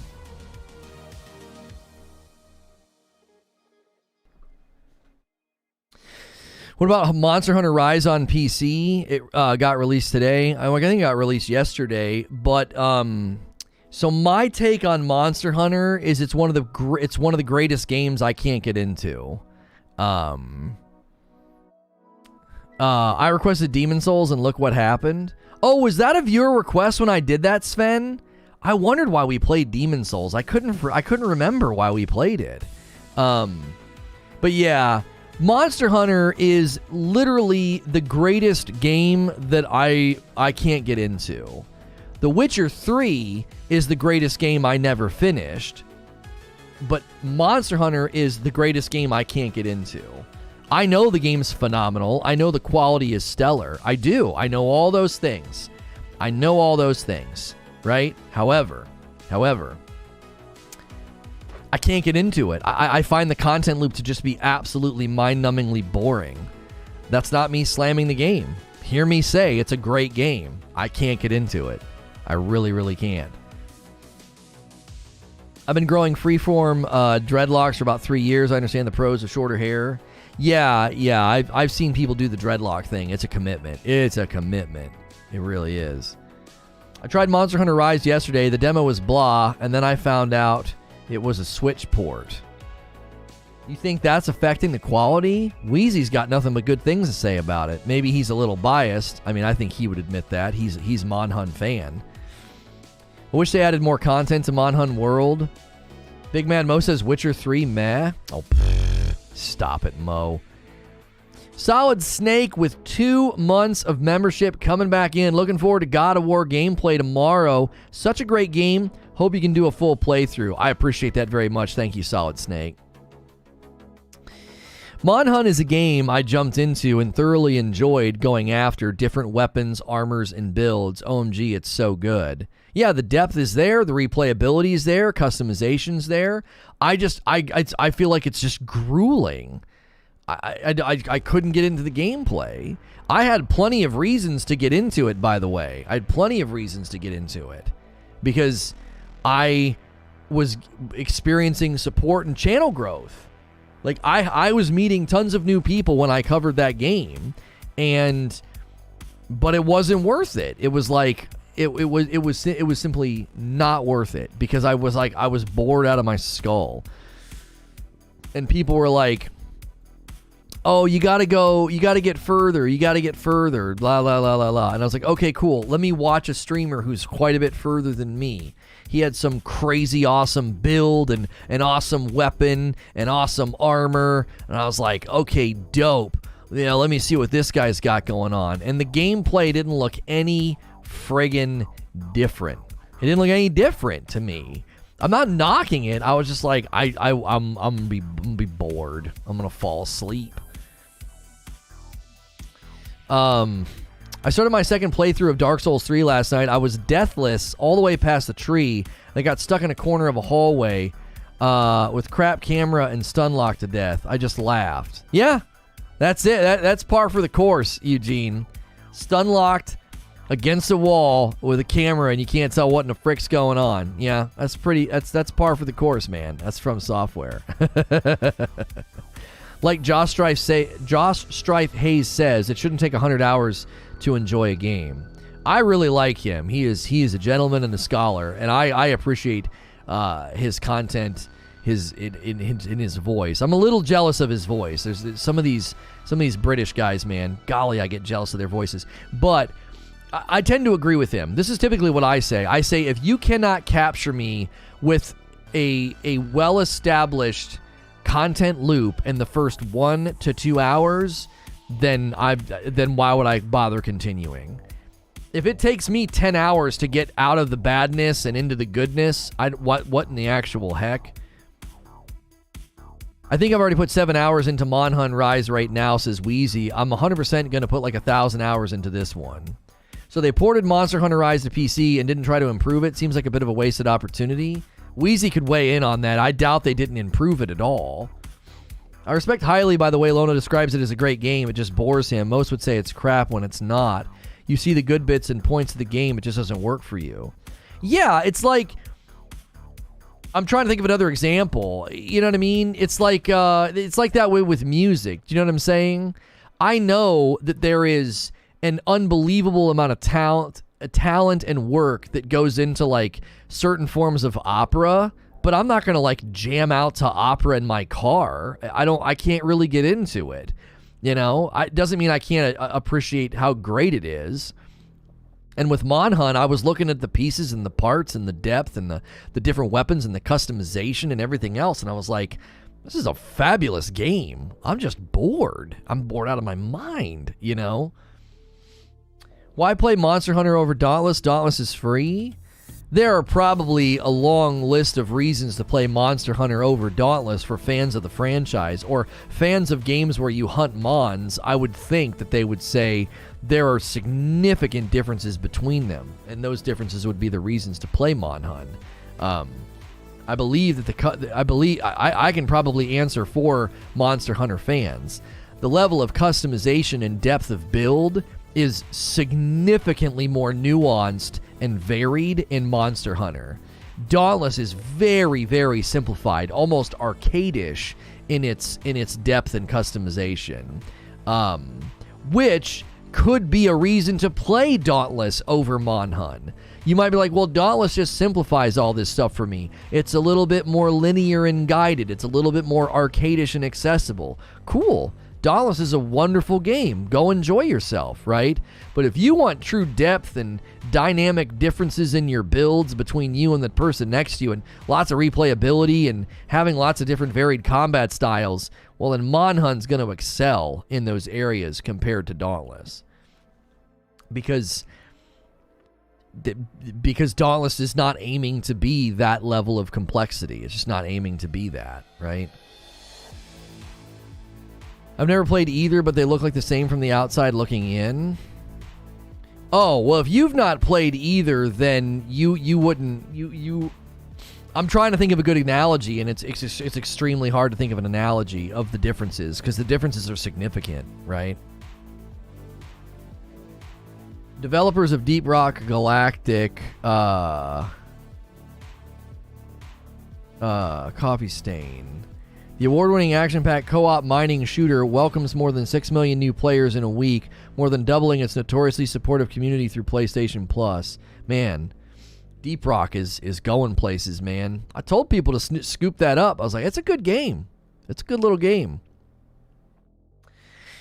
Dauntless's bootleg Monster Hunter? We don't need to be unkind. I you know what I'm saying? I think there are merits to Dauntless that make it worthy of play. I think Dauntless has done well for itself for a variety of reasons. You know, not everybody wants to play a game with the depth of Monster Hunter, but they might just want to run around a world, look cool, and you know, swing weapons and hunt monsters, you know. I would have said Dauntless has a lot more depth and build crafting in recent years and updates with constant updates. Well, I wouldn't be able to say anything about that. I guess if they've added to the depth and the diversity within the game, Westlow, I've not played it in a long time. I haven't. I don't know if it rivals the depth of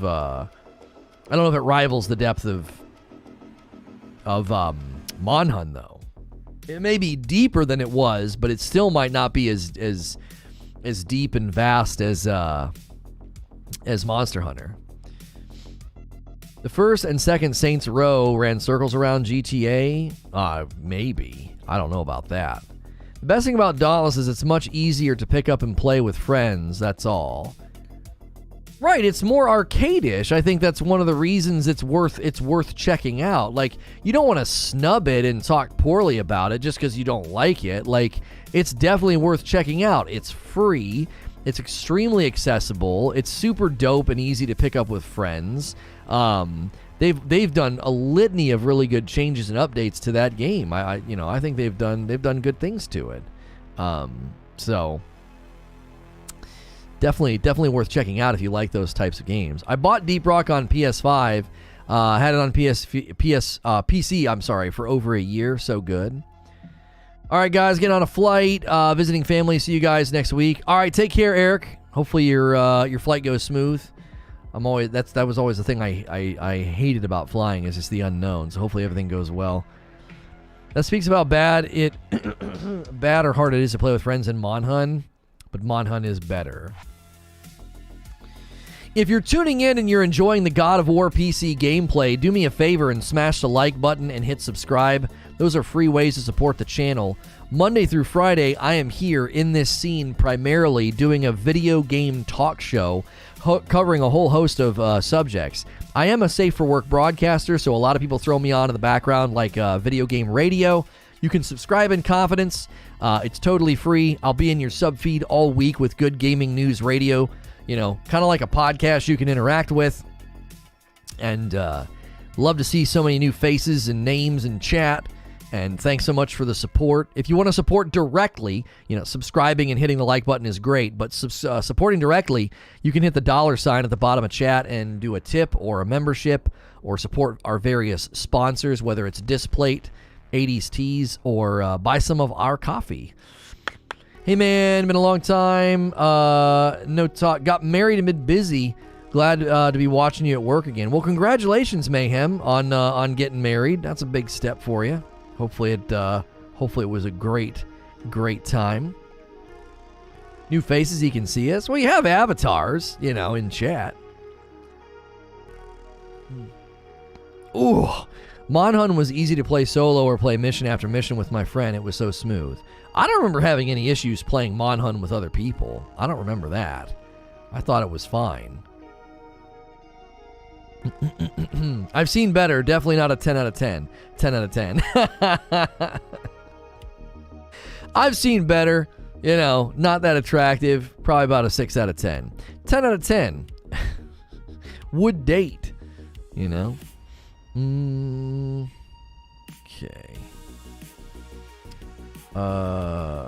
What is this? Okay. All right. Perfect. And hopefully we see all y'all come back tomorrow when we dive into the actual gameplay ourselves.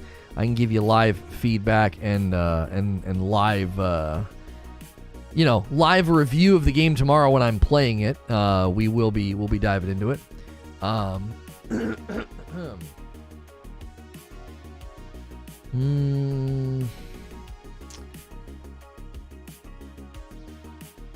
Golly.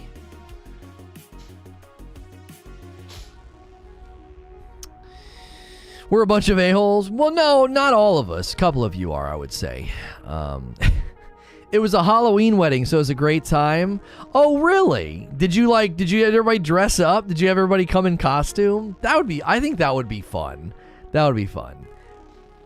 I envy people that can do the thing their way. That's something to envy and admire. Konami is bringing new content to the Microsoft Store? Huh. A tweet says nothing. Who are the couple that are? I mean, I don't need to say it. Why would I do that? I think it's evident.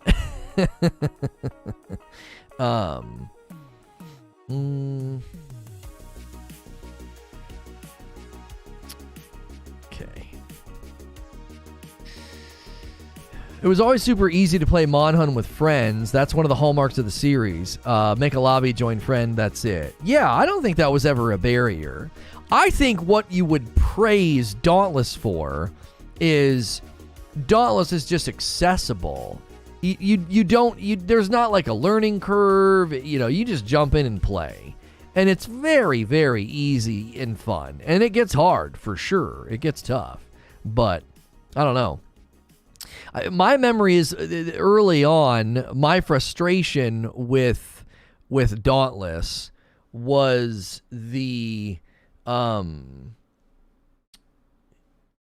it was the drop rates of items that weren't working properly. I had set my sights on some cool armor. Like every time I went to a new area and fought a new enemy, I wanted to get all the things to make that next armor set and to make that next weapon set. I really enjoyed doing that. And there were like these beaks or something that just wouldn't drop. And I lost interest after that. It was like, well, I can't do the thing I want to do. And so I just stopped playing. I don't know. I'm not going to say who it is. I don't need to do that. But Abe is one of those, hands down. World made matchmaking better. The older Monhuns were a pain. Playing through Monhun World co-op was an absolute nightmare, says Demetrius.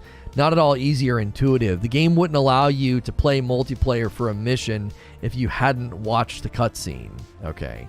So it sounds like maybe it wasn't all roses for the it wasn't all roses for the co-op gameplay experience of Monhun back then. So maybe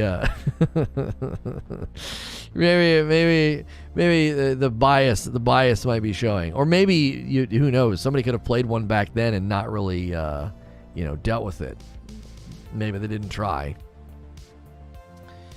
There are plenty of games that I'm trying to think of games where I just never played them with other players, like just enjoyed playing solo, and I can't think of any because I almost always enjoy a game more when I play it with other folks. I've played since basically the PSP, PS2 days, says Wheeze. Where can I get God of War 4 demo on PC? There is no demo, Andrea's Originals. There is no demo. It's a $50 game. You can download it right now. You can play it tomorrow at 11 a.m. Eastern. If you're curious about the specs that you need to play it, we can try to direct you to the specs that they've outlined, like minimum specs and what performance you can expect. You could also tune in tomorrow and see me play the game. I got a pretty nice rig though, so I got a 2080 Ti, and so I'm in an upper level of rig. I'm not at the highest level, but I'm in one of the upper levels of performance. So basically needed to beat the game first to play with others in my experience. The 3DS days were relatively easy. Easy in terms of matchmaking. You made a lobby, then posted your lobby ID. In World, it was even easier. Make or join a lobby, join on the friends list. It sounds like people had issues with other things. It sounds like people had issues with other things, like just trying to play through the story was complicated, like with cutscenes and things. It doesn't sound like they couldn't. It just sounds like it had issues. Okay.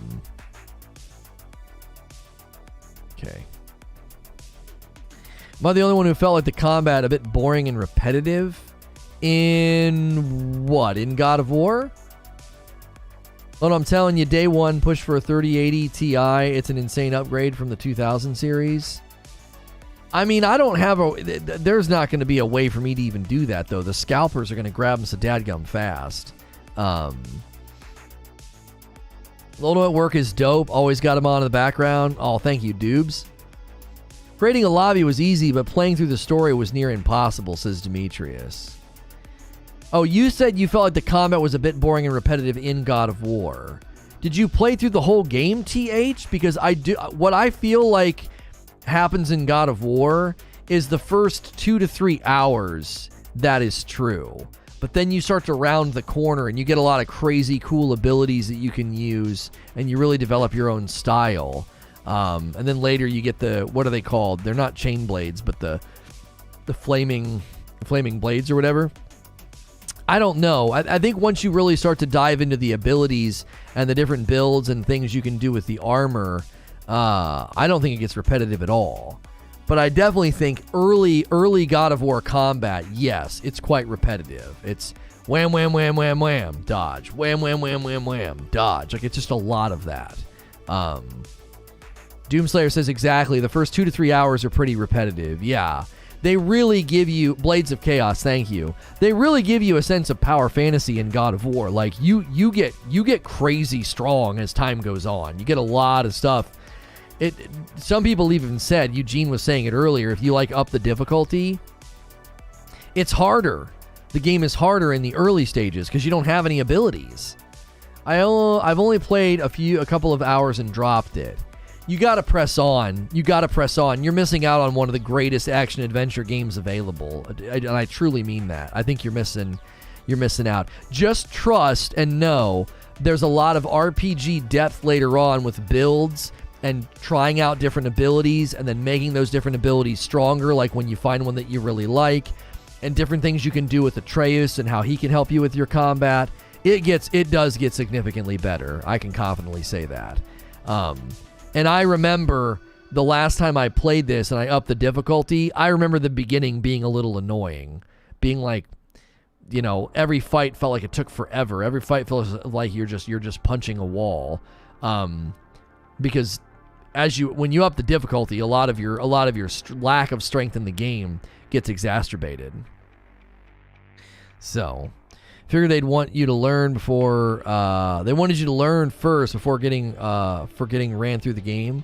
Well, sure, it gives the player a sense of progress that, like, you remember, man, early game, you're like, my gosh, everything took forever.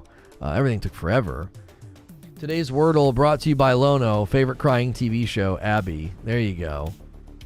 Steam issues refunds to Battlefield 2042 as player count plummets. It's not surprising at all. The game has a big flaw in the skill tree, says Doomslayer. There are many mechanics which should be there from the start and not be part of the skill tree. That's part of why the beginning is very repetitive. Yeah, maybe they should give you some points in the beginning just to buy a couple of things. Game's generational. It's one of those you play and get deep into and you realize you're playing something special. Yeah, I would agree with that. I remember the further I got in the game, yeah, the more I enjoyed it. Does everybody get the same word though? Is my word the same as yours? It's got to be different, right, Sven? Wordle. Because Worldle? No. I'm going to see if it's the same. I don't think it's the same, is it? That would be stupid, because you could just tell me. Oh, no, yeah, it is. It's the same. I just got it first try. Oh, that's kind of lame. So you can, like, do it, figure it out, and then you tell me, and then I can get... So I don't believe any of these people with their streaks. I believe it's the same for everyone, and it refreshes every so often. You would just need 2 devices, and you'd be able to totally cheat. Be like, I'm on like an 100-day streak. Yeah, sure you are. Sure you are. If you're just tuning in for God of War PC gameplay breakdown, we watched it for the first probably almost 2 hours of this broadcast. I want to take a bit of a break from it. If you come in, if you hit subscribe, take my poll, and hit the like button, and you say, hey, can you put the gameplay on again? I'll do it for you. But we're going to take a brief break from it and just kind of sit full screen. If you've never been here before, this is usually what we look like. This is usually what the show looks like. We're sort of sitting in this scene, having a talk show. And if you're enjoying your time, I love seeing new names in chat. A lot of new names and new subs today. So thank you and welcome. Doobs with the 5 spot. If you can vote, you can hit the like button. Yeah, we've gotten 1,200 votes and only 300 likes. So... that's a good barrier. That's a good meme. That's a good meme. What a good movie too. I did not think I was going to get punched in the gut so hard by that movie. Holy golly, I cried a bunch. Is Ragnarok coming in September? Oh, somebody asked that earlier. I think I disrupted my train of thought. Oh my gosh, I feel so bad. They were probably very frustrated by that. I do that often. The September launch date for Ragnarok is a placeholder, and we don't know if it's legitimate or not. The rating came with a potential release date placeholder. Now, I said I could see them bumping it to mid-November so that way they're not in contention in the Game Awards on top of Forbidden West. A lot of people think I overstate the importance of the Game Awards, but I think the Game Awards are going to grow in popularity and viewership, which is basically like passive marketing. What movie? Oh, shoot. I forget the name of the movie. Arrival. Yeah. That one surprised me with the depth, the drama and the sadness of it was unexpected, and I did not appreciate it. As a parent, I was like, no, no, it was not fair. They cheated, man. They totally bamboozled you. A Battlefield cheat provider is discontinuing their cheats, not because of the anti-cheat, but because the performance of the game makes the cheat act up.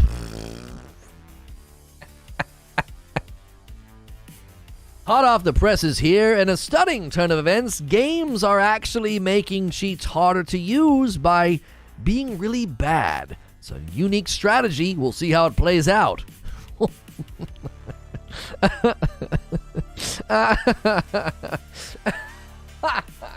It's great. We hardly have any cheaters in our game anymore. Well, the game runs like crap. Well, yeah, I mean, that's how they got the cheats to stop working. But hey, we don't have any cheaters, you know. That's all that really matters. Arrival's one of my all-time favorite movies. It was really good. It was really, really good. But I wasn't expecting the gut punch. I was not expecting it. I didn't appreciate it. I'm an emotional guy. I get very emotional when I watch movies and TV shows.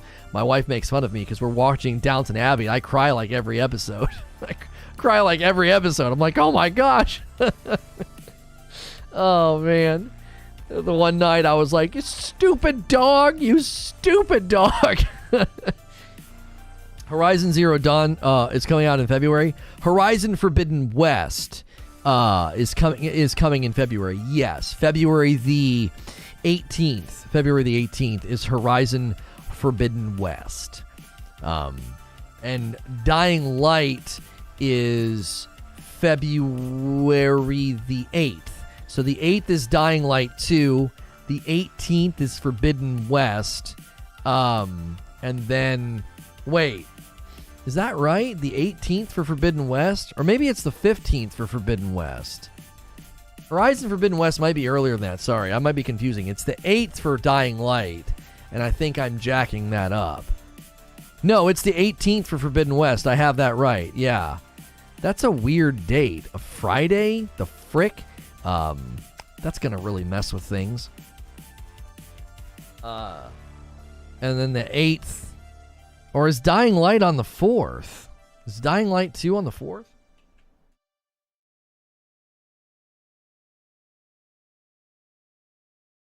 I've got it all jacked up. Yeah, I have it all jacked up. I'm terrible. All these dates are February the 4th for Dying Light 2, the 18th for Horizon Forbidden West, and the 25th for Elden Ring. Why all these Friday releases? Dadgummit. That is irritating. Does God of War gameplay tomorrow mean you won't be doing From Friday? We'll still do From Friday, and we'll see what the results and the support is for the God of War gameplay. If we're riding high, brother, we'll just keep going. I have a sneaking suspicion that we're not going to get really strong gameplay support for games like that. I think we're going to get strong gameplay support for games like Elden Ring, Lost Ark, even New World. We weren't getting great support anymore because it was just like people were sort of like, well, there's not much to see or whatever. So gameplay, we're always going to have to kind of gauge, just because it's a big commitment to sit there and plow through a game for 2 or 3 hours if the audience is just doesn't care. So the talk show is sort of taken over, which I don't mind. I'd find that to be a tad bit easier. It's more difficult in some ways, but it's also easier in other ways. There's trade-offs. I'm about to wrap up my second playthrough of Horizon Zero Dawn. I've decided that I'm going to break down and get Forbidden West at release instead of waiting to get a PS5. No monies for a PS5 right now, but that Horizon Forbidden West.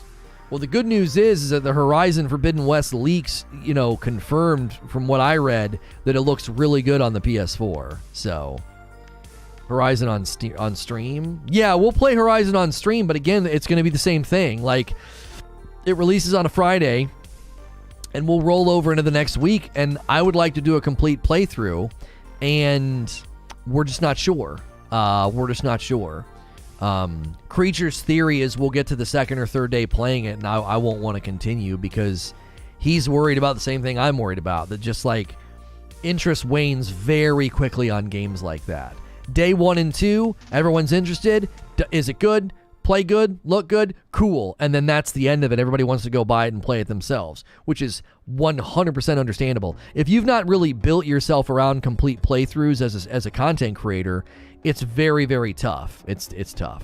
So we'll see. I'm not going to live and die based purely on viewership, but I'm also not going to ignore really, really good gaming news and a format that's doing great for us. Like, we've been doing Double Talk Show for a long time now with sporadic departures from that, and the support seems to be responding much better to Double Talk Show than gameplay. So, any interest in Breath of the Wild style Pokemon game releasing later this month? Is that one where they all have like odd faces but the combat looks really cool? I'm just hoping frame rate is not too low on PS4 Pro. Low frames hurt physically. Yeah. How much of the core audience will avoid because of spoilers? That's another factor, Eugene. You get hit from all sides. It releasing on a Friday might help, because then people that worry about spoilers could get out ahead of me and make a bunch of progress, but, you know, you tend to get hit from all sides. You got people that don't want to see spoilers. You have people that are like, I don't care about this game. I don't like PlayStation. You have people that are like, oh, I can't get it yet. I'm going to wait, and I don't want to see too much. And then you generally just have like general loss of interest. People are like, I've seen enough. I don't need to see any more, you know. I don't need to see a whole playthrough. So you tend to get hit from all sides when you try to do complete playthroughs. It's tough. I think we're going to get to a point one day where we can do complete playthroughs. I think we'll just have enough people that show up no matter what. But I think it's going to take us probably about a year to get there. That's my personal theory. I'm not bothered by it. I'm just trying to be pragmatic and intelligent about it. I think Elden Ring will be a bit different, because I think games like Elden Ring and Lost Ark and even New World, when it gets a pretty big update, I think people want to tune in and see that at greater lengths than they do like single player games. So I'd bounce on Friday but be ahead of you, be able to watch next week. That'd be the hope, you know.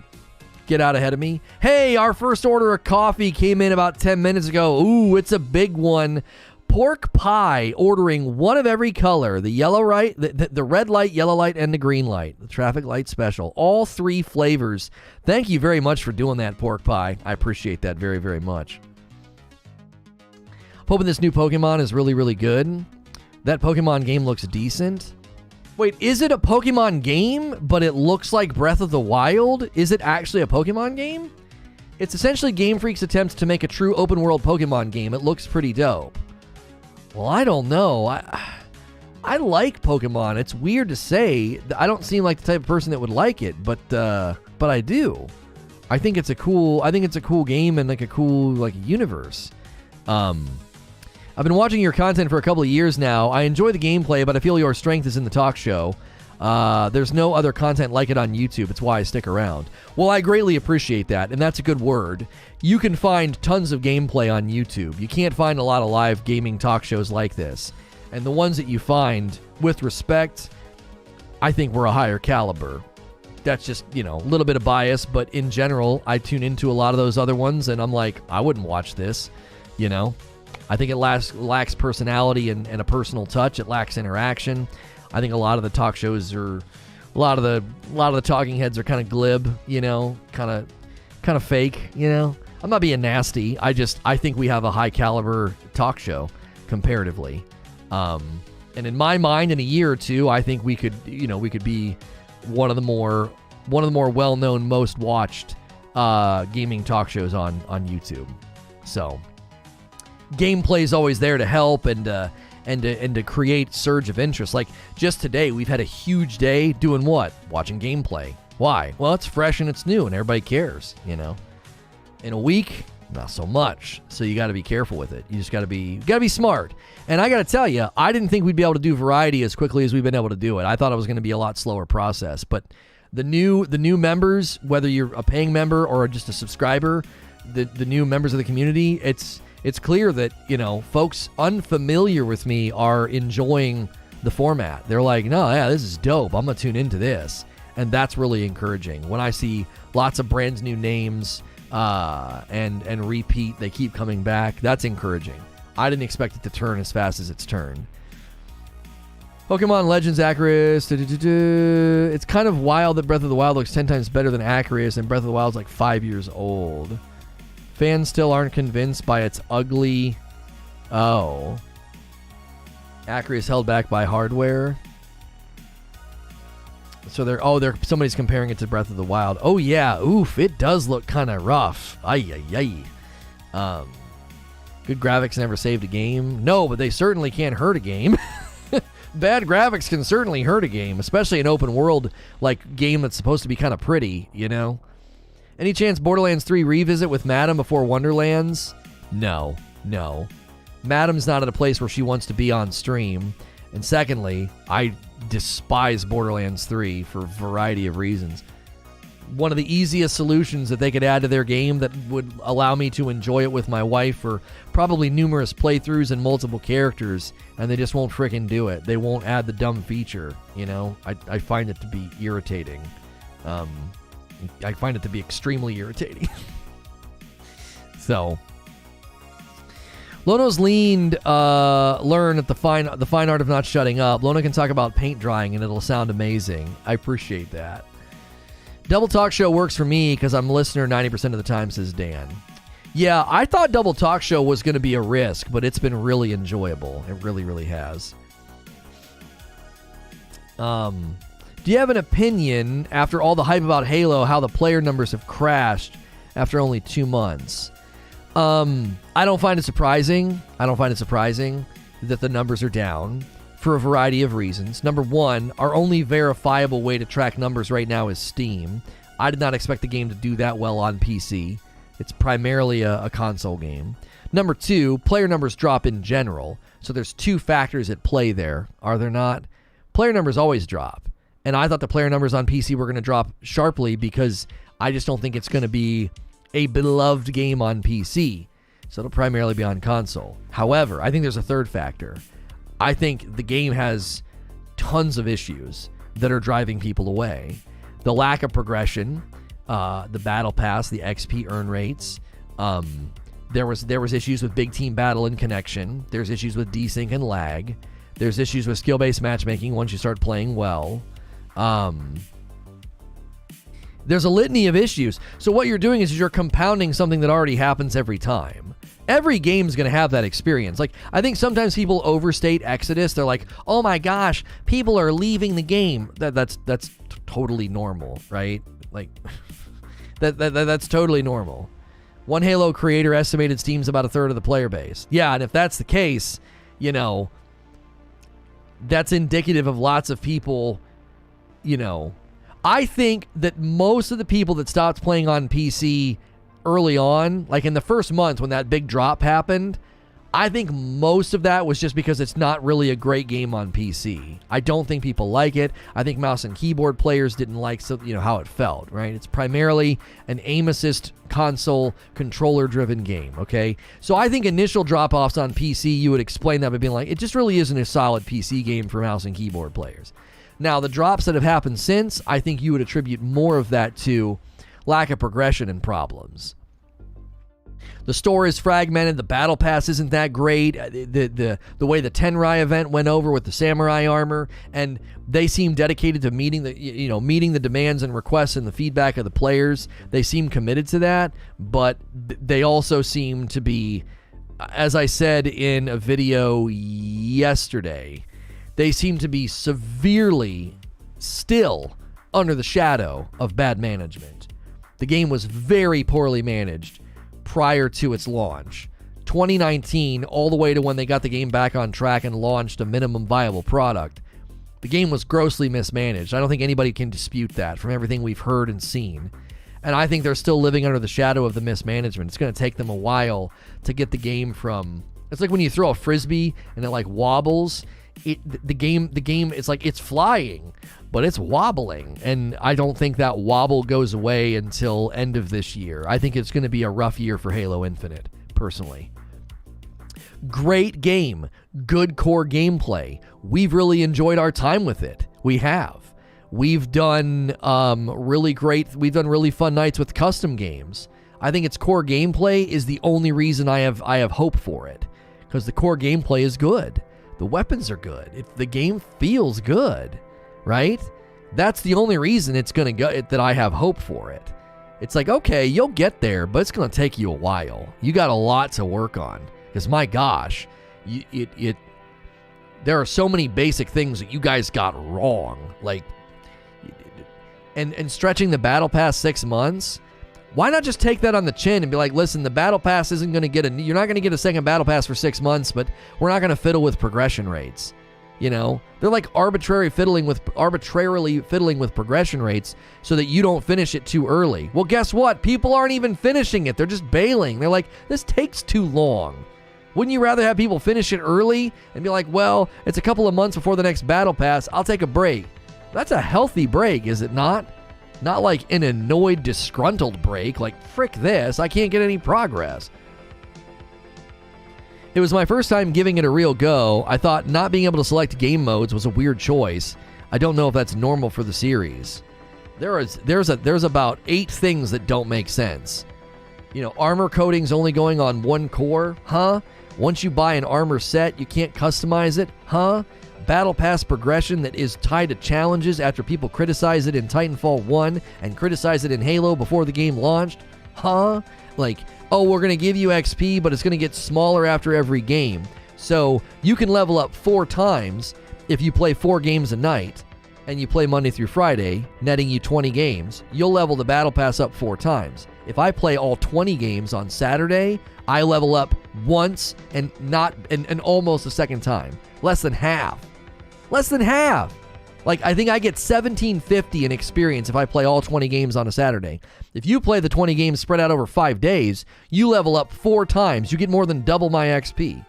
It's just stupid decisions. Like, I don't know who's in charge, but they're making decisions that are more about elongating playtime and elongating the battle pass than making a decision that's good for the player. And that's the fundamental error of what they've been doing. They're making fatal errors. It's like, we'll fix stuff, okay, and then they do it, and you're like, well, this isn't actually any better. It's better for some people, but not for all, you know. And then they got the limit on what you can earn. Welcome to the winter event, 1 item a day, huh? Well, what if I can't play what if I can't play enough days to get all the items? Welcome to the Tenrai event. You can only get 10 items, huh? What? Yeah, you got to get the rest of the items later, and the first 10 items are pretty boring. Well, okay. Am I going to slog through the first 10 items? Oh, wait, you're out of challenges. Oh, how am I going to get more challenges? Do weeklies. Well, what do the weeklies want me to do? Well, they want you to go into ranked or oddball, and you can't even choose oddball. Huh? What? It's so dumb. It's like there's layers of dumb. It's like, here's something dumb on top of another thing that's dumb. We got a dumb sandwich. It's like, what the heck are y'all doing? I just wanted to boot up and play Tenrai Fiesta and get equipment from the Battle Pass, from the Tenrai Battle Pass. Couldn't friggin' do it. I played for an hour and a half, and the only way I was going to get more Tenrai challenges, I'd have to go into Oddball, which I can't choose, so I have to go into like Quick Play and hope Oddball comes up, and then these other weekly challenges that I had no interest in. It's treating the player like they should just like buck up and shut up. Like, okay, well, they're walking away. Like, well done. You encourage people to put the sticks down. Like, that's not an idea that I think anybody in your planning committees is happy with. What happened to the player base numbers? Well, we made about 18 different stupid decisions because we were more interested in elongating the battle pass than just taking it on the chin and having, like, I don't know, 2 to 3 months of really healthy engagement. We stretched the dough so thin that the pizza snapped in half and nobody wants to play. 343's tripping over its game fundamental structure, trying to find ways to elongate the experience and monetize. Yeah, the veil is completely torn off. The veil's torn off. There's no doubt. You're like, well, why do they limit this? And why do they limit that? And why won't they let me do this? Well, why? Because they want you to keep coming back and playing. And when that veil gets torn off, guess what people do? They stop logging in. because they don't feel like they're logging in on their own volition. They feel like they're logging in with some weird sense of duty and responsibility, and that doesn't last very long because there's no love there. It feels as if it's like you're being compelled to do it or passively coerced, which tends to make people stop. You know what I mean? It's like, I don't know. Whoever's in charge, they shouldn't be. You need different people in charge. Whoever is setting the trajectory and vision for these choices, you need to get them out of there because they're harming the game, in my opinion. From hearing your rant on multiplayer, I'm so glad that I ain't playing it right now. I would have lasted like 1 week and then say, all right, you lost me. We thought they'd put up with it. We thought they'd put up with anything because it's Papa Halo. Yeah, even long-standing fans of the franchise come in here and they start agreeing with me. You know, that's why I quit Destiny. I started feeling like a chore. I did enjoy it, but it was too cumbersome. When you're logging in and you feel like you're logging in because you have to, the game developers have made a big, big mistake. What you're doing is you're focusing on the results and you're not focusing on the experience, right? I could get my children to clean their room and to play quietly in their rooms, and I could do it and be an absolute tyrant about it, and my children's life would be hell. But you'd look at the result and say, oh, what little angels. Their rooms are clean and they're playing quietly. Yes, and they're slowly learning to resent and hate their father, right? So the result, when you just focus on the result, you can make very, very destructive and horrible decisions. So you focus on the result. Well, we'll get people to log in every day. Yeah, and they're slowly going to resent your game because it doesn't respect their choices or their volition. It feels like they're being forced to do it. So what ends up happening is it corrupts your aim. Because if I treated my children that way, eventually they wouldn't be little angels. They'd be nasty, and they would talk back, and they'd be smarmy and disrespectful, and then they wouldn't clean their rooms. Why? Because slowly but surely, my tyrant personality would corrupt what I was wanting to get. Well, I'm not getting cleaned rooms and obedient children anymore. I have resentful, spiteful little hellions, and that's what's happening in Halo. Instead of getting the results they were hoping for, man, I can't believe we structured everything around daily logins and our numbers are going down. Gee, I wonder why. Because you structured everything around the result instead of structuring around the daily or weekly experience of your players. Where's the philosophy behind player experience? It's non-existent. It's like, it's irritating. It is, because it's like, this is supposed to be a good game. This is supposed to be like a force in the arena shooter marketplace, and you guys are embarrassing yourselves. It's frustrating. I find it to be very frustrating, because I think we could do really special things with that game, but we're not going to be able to if it falls on its face every other week. With a lot of games going live service model, it kind of sucks because it gives the players a feeling of having to continue to play their game, even if there's other stuff that they might want to try. I could care less about the game right now. Oh, I couldn't care less about the game right now. Please tell me how to get the kids to do things without hating me in the future. Come for God of War, stay for the Halo rant. Yeah. If you're tuning in for God of War PC gameplay here, let me give you some. You guys, we've not watched it in long enough time. We've been full screen for a while. I'll give you some gameplay. If you're tuning in for God of War PC gameplay, thanks for being here. Hit subscribe, hit the like button. We cover all kind of games here. That's why I just went on a Halo rant, because I've covered that game pretty extensively since it's come out. D-Crucides with a $20 tip.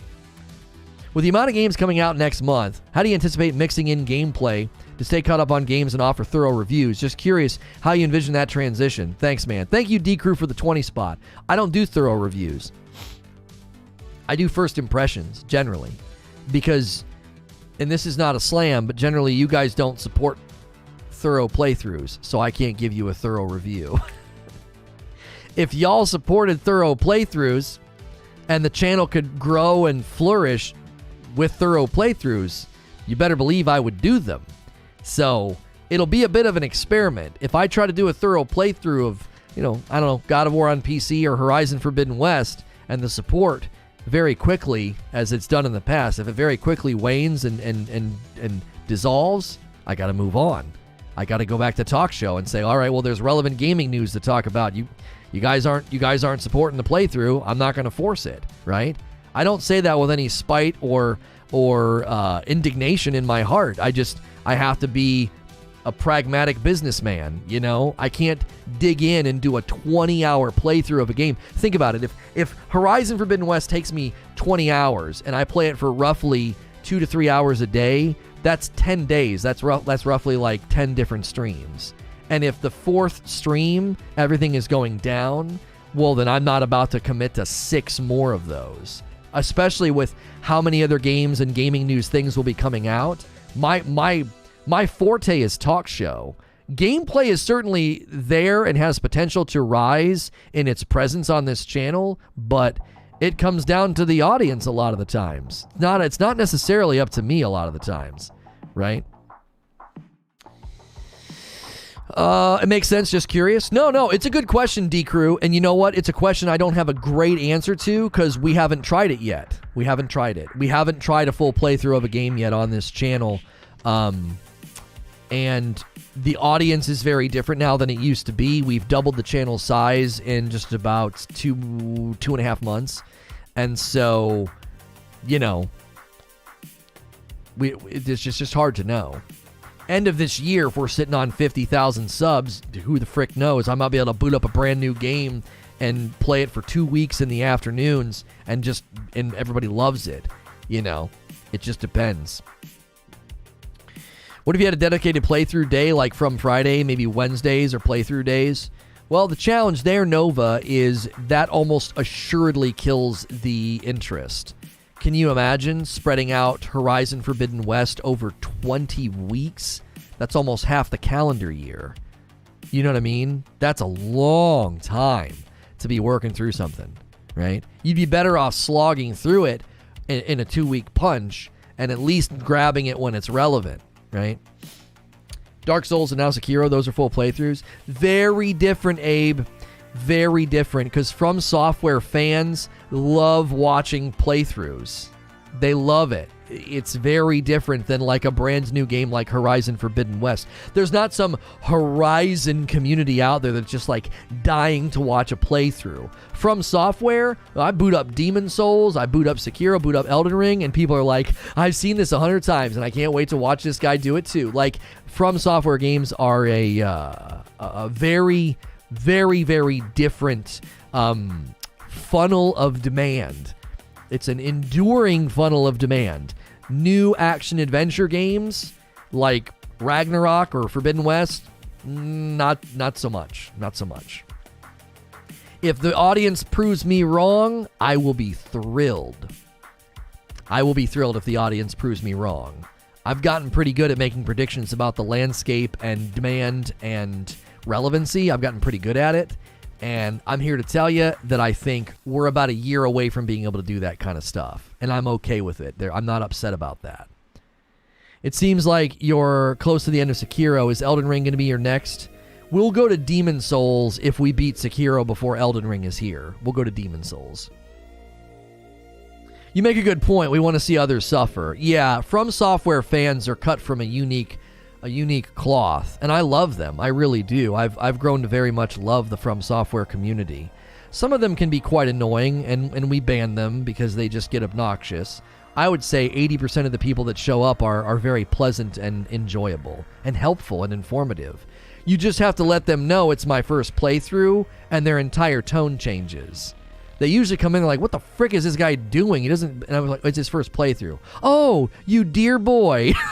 Their whole tone changes, you know. Well, let's get you some cupcakes and some milk and get you warm by the fire. We're going to teach you how to beat this boss. From Software fans have been very pleasant. I enjoy about, 80 to 90% of them that show up.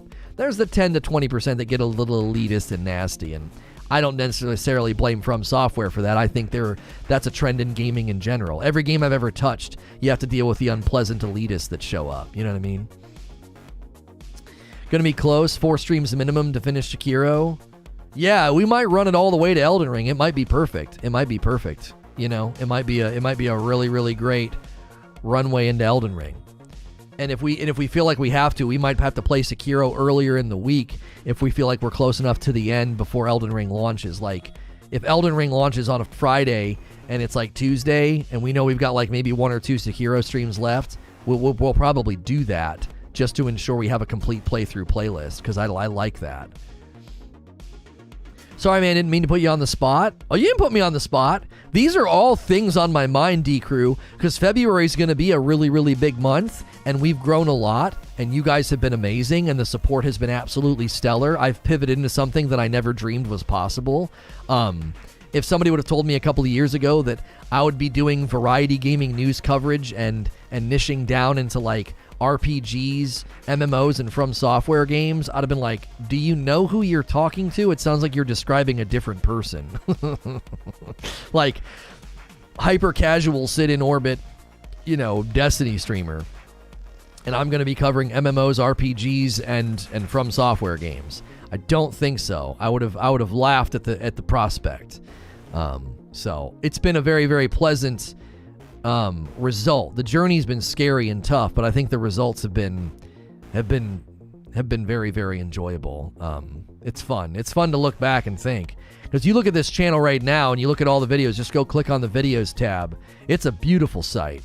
It's a beautiful site. So many different games, all the coverage getting great support. Doing all those things on YouTube. Yeah. Completely reinventing the business 2 or 3 times on a completely different platform. All while not stopping. Like, we never really took a break. Just kept on going, I'm more surprised I've enjoyed it, says Zubair. You gonna check out Dying Light 2? I don't know. I could see us, putting in a couple hours just to show it off. That'd be about it, though. I don't see that really fitting with what we do here. Very much out of my my new wheelhouse. To be fair, you're kind of a different person from then. Events change you. Oh yeah, very much so. Very much so. I would say I've grown a lot, changed a lot, matured a lot. My therapist and wife have said and noticed things that I don't really notice or pay attention to, because I'm as self-aware as I can be, always trying to grow in those areas. But from their observations, I've changed quite a bit. February, yes, it's almost here. It's almost here. I'm thinking about getting Elden Ring. Can you give me a little info, like your view about it? Sandy, this would be my elevator pitch for Elden Ring. If you've never played a From Software game before, if you think they're too hard or too challenging, Elden Ring will be the best and most accessible one to try, but be prepared. It will be difficult, and you will fail a lot. So that's it. That's my pitch with, like, a tack on caution at the end.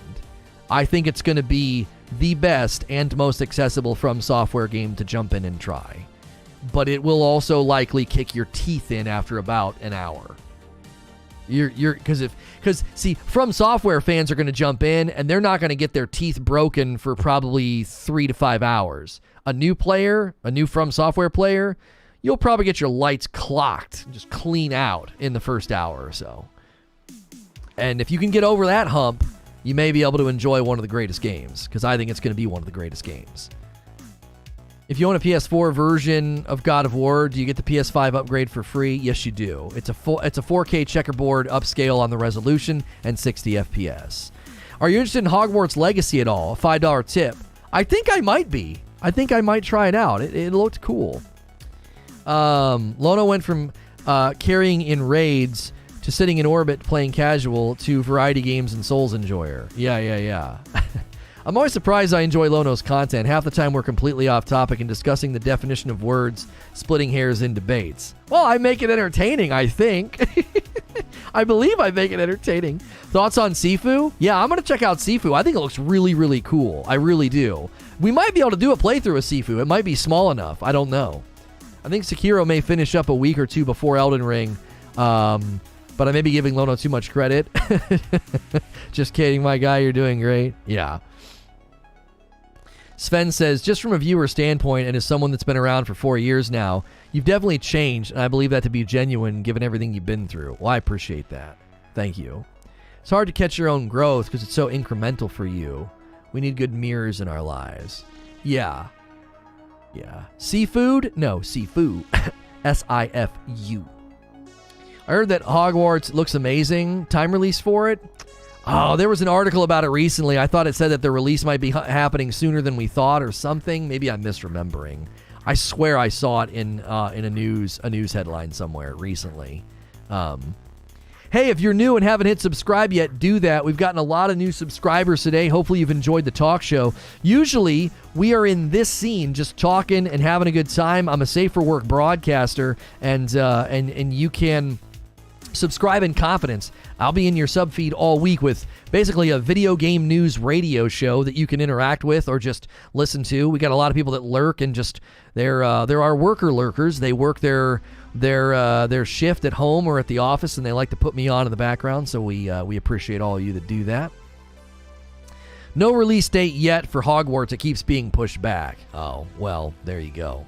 Yo, good morning, Christina. One of SNTR Gaming's strengths is a genuine connection with his audience. It's not fake or forced. It's not riddled with phony platitudes. It's real. I don't think I've ever had anybody ever put it that way. I don't try to do that. I think I just do it. I don't know. I don't know. I've had people say similar things before in different ways. Like, they don't feel like, how did somebody phrase it once? Somebody said, most streamers talk at their audience. You talk with your audience. Somebody said that to me once. And it kind of stuck with me. I think I took it to heart and tried to implement that in a more robust way. Talking with the audience instead of at the audience. That's how the debates, I think, have changed over the course of the years. I used to grab one person's debate point and then just wail on them for the entertainment of it, right?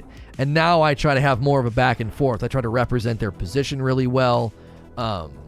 Something my therapist will do is he's like, well, if I come through you, he's like, this is what it sounds like you're saying, you know? And it's really helpful to have somebody else do that. And so I try to do that for people when we're arguing. I'm like, well, I'm going to try and make your argument sound as good as possible. And then it makes it feel like it's more of a back and forth. I think the magic here is Lono's connection with the audience. We have a diverse audience that brings different opinions, ideas, and shape. And it shapes the direction of the convo all day. Yeah, we commented on that the other day on how our audience is incredibly diverse, and it's not something I ever sought. Like, I don't put hashtags and like rainbows everywhere, but like we have lots of people from the LGBTQ community. We have lots of people across the globe. We have lots of minorities.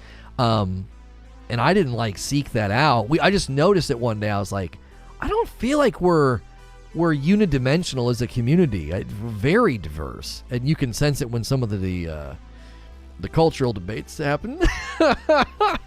Some of you are friends, and according to the world, you have no business being friends. But it's been enjoyable to watch and to realize and observe that, like, wow, we got a really diverse group here, you know. You have a goose pretending to be a Canadian woman? Yeah.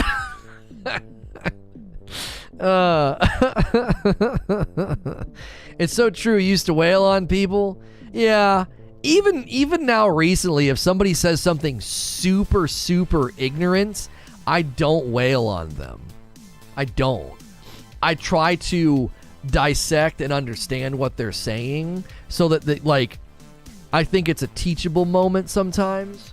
Because it's easy to wail on somebody who says something ignorant, but, like, what purpose does it serve? It's like anybody that they interact with is likely to do that. You know what I mean? They're just gonna wail on them and call them a name or something. It's like, well, that didn't do anything. You didn't achieve anything. You probably feel morally superior, but other than that, you know, I don't know. All these pseudo-moralistic, you know, preachers on Twitter, I don't think they win people to their side. I think they entrench people who may be won over to thinking differently if we just talked to them in a different way. I don't know. I would rather understand and seek to instruct somebody who is thinking something that I've determined is kind of like ignorant or harmful. I'd rather do that than just like name call and berate them, right? Like, I don't say this arrogantly. Like, I know intellectually when someone comes in and says something like that, I know intellectually I can best them, right? I know that. I know I could be a bully. I could be an intellectual bully and smack them around the room and make for great television. But I've tried to do that less and less because I just don't feel like it's productive. I'd rather seek to understand and then, like, you know, push back on what they're saying and try and give instruction or try and educate them a little bit. It's like, and I don't say that arrogantly. It's like, I know I'm intellectually stronger than you in this, and I have a huge advantage, right? I'm on a microphone, and you have to type in 200 character snippets. So it's like, I have every advantage in the world that you could possibly ask for. I'm educated, I'm well-spoken, I'm a good debater, and it's like, well, I could smack this person around the room, right? Well, what good does that, you know? I think sometimes you got to call somebody an idiot or a jerk because they're being one. But I also think sometimes there's a place to being like, all right, let me do my absolute best to understand you and show you why I feel you're wrong. You know, you're fatally wrong sometimes. So, I've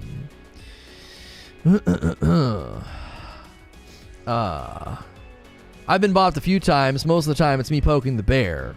Well, sure. And I've even tried to let some of that stuff glide off my back lately. I've tried to. Like, I can sense when somebody's poking, and I'm like, and I don't let them.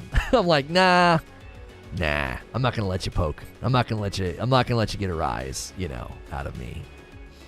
What's your education? I'll guess. Religion? Yeah. Bachelor's and a master's. Yes, sir. Yeah. We don't talk about it much, but I'm a lot more open about it now than I used to be. I have a bachelor's in biblical and theological studies, took Hebrew, took Greek, took all of that. And then I have an MDiv, a Master of Divinity. So a lot of education that I don't primarily use. I think I use it indirectly. And I still have a desire to have a channel and a show about that kind of stuff. I have a name. I have an idea. I have a POV of what we would do with it, but it would be a completely separate thing because I don't want to have that here. I don't think that that's fair to be. No, I didn't go to Liberty. I don't think it's fair to like build an audience around gaming and then suddenly start injecting that. That feels underhanded. So I don't do that. I don't. I've gotten a little bit transparent on it when we told my story on the other channel, but in general, the types of discussions that I would love to have, like going through books and talking about really serious things, you know, even coming through maybe even some of like Jordan Peterson stuff, but it just doesn't have a place here. You know, it feels underhanded. You know.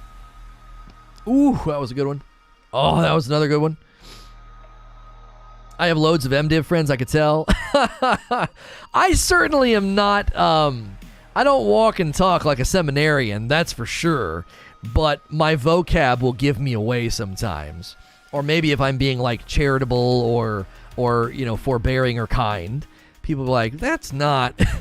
like my willingness to like, you know, forgive and stuff in some of the scenarios that happened, you know, in 2020 and even recently. People are like, what the frick? Why? I think some of that's a dead giveaway. So, kind of like the time he got whooped on by a tentacle in New World. Oh gosh, yeah, that stuff will get me hot, get me really hot.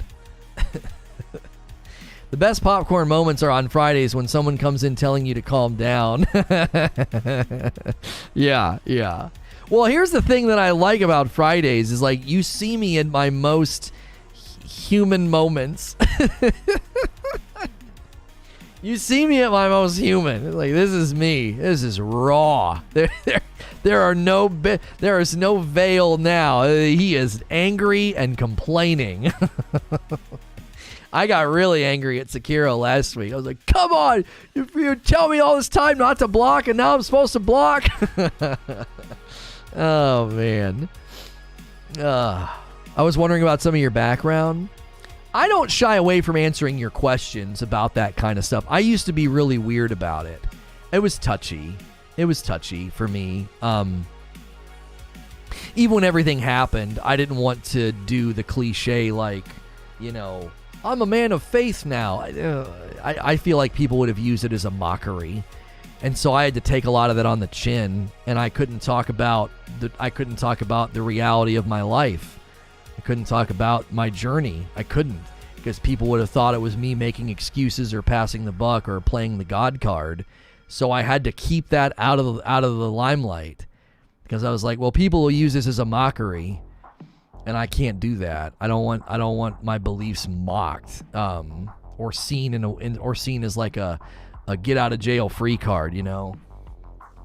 Like the cliche of like a guy goes on a murderous spree and then he finds Jesus, right? Like, I didn't want it to look like that, and I think that's what people would have done.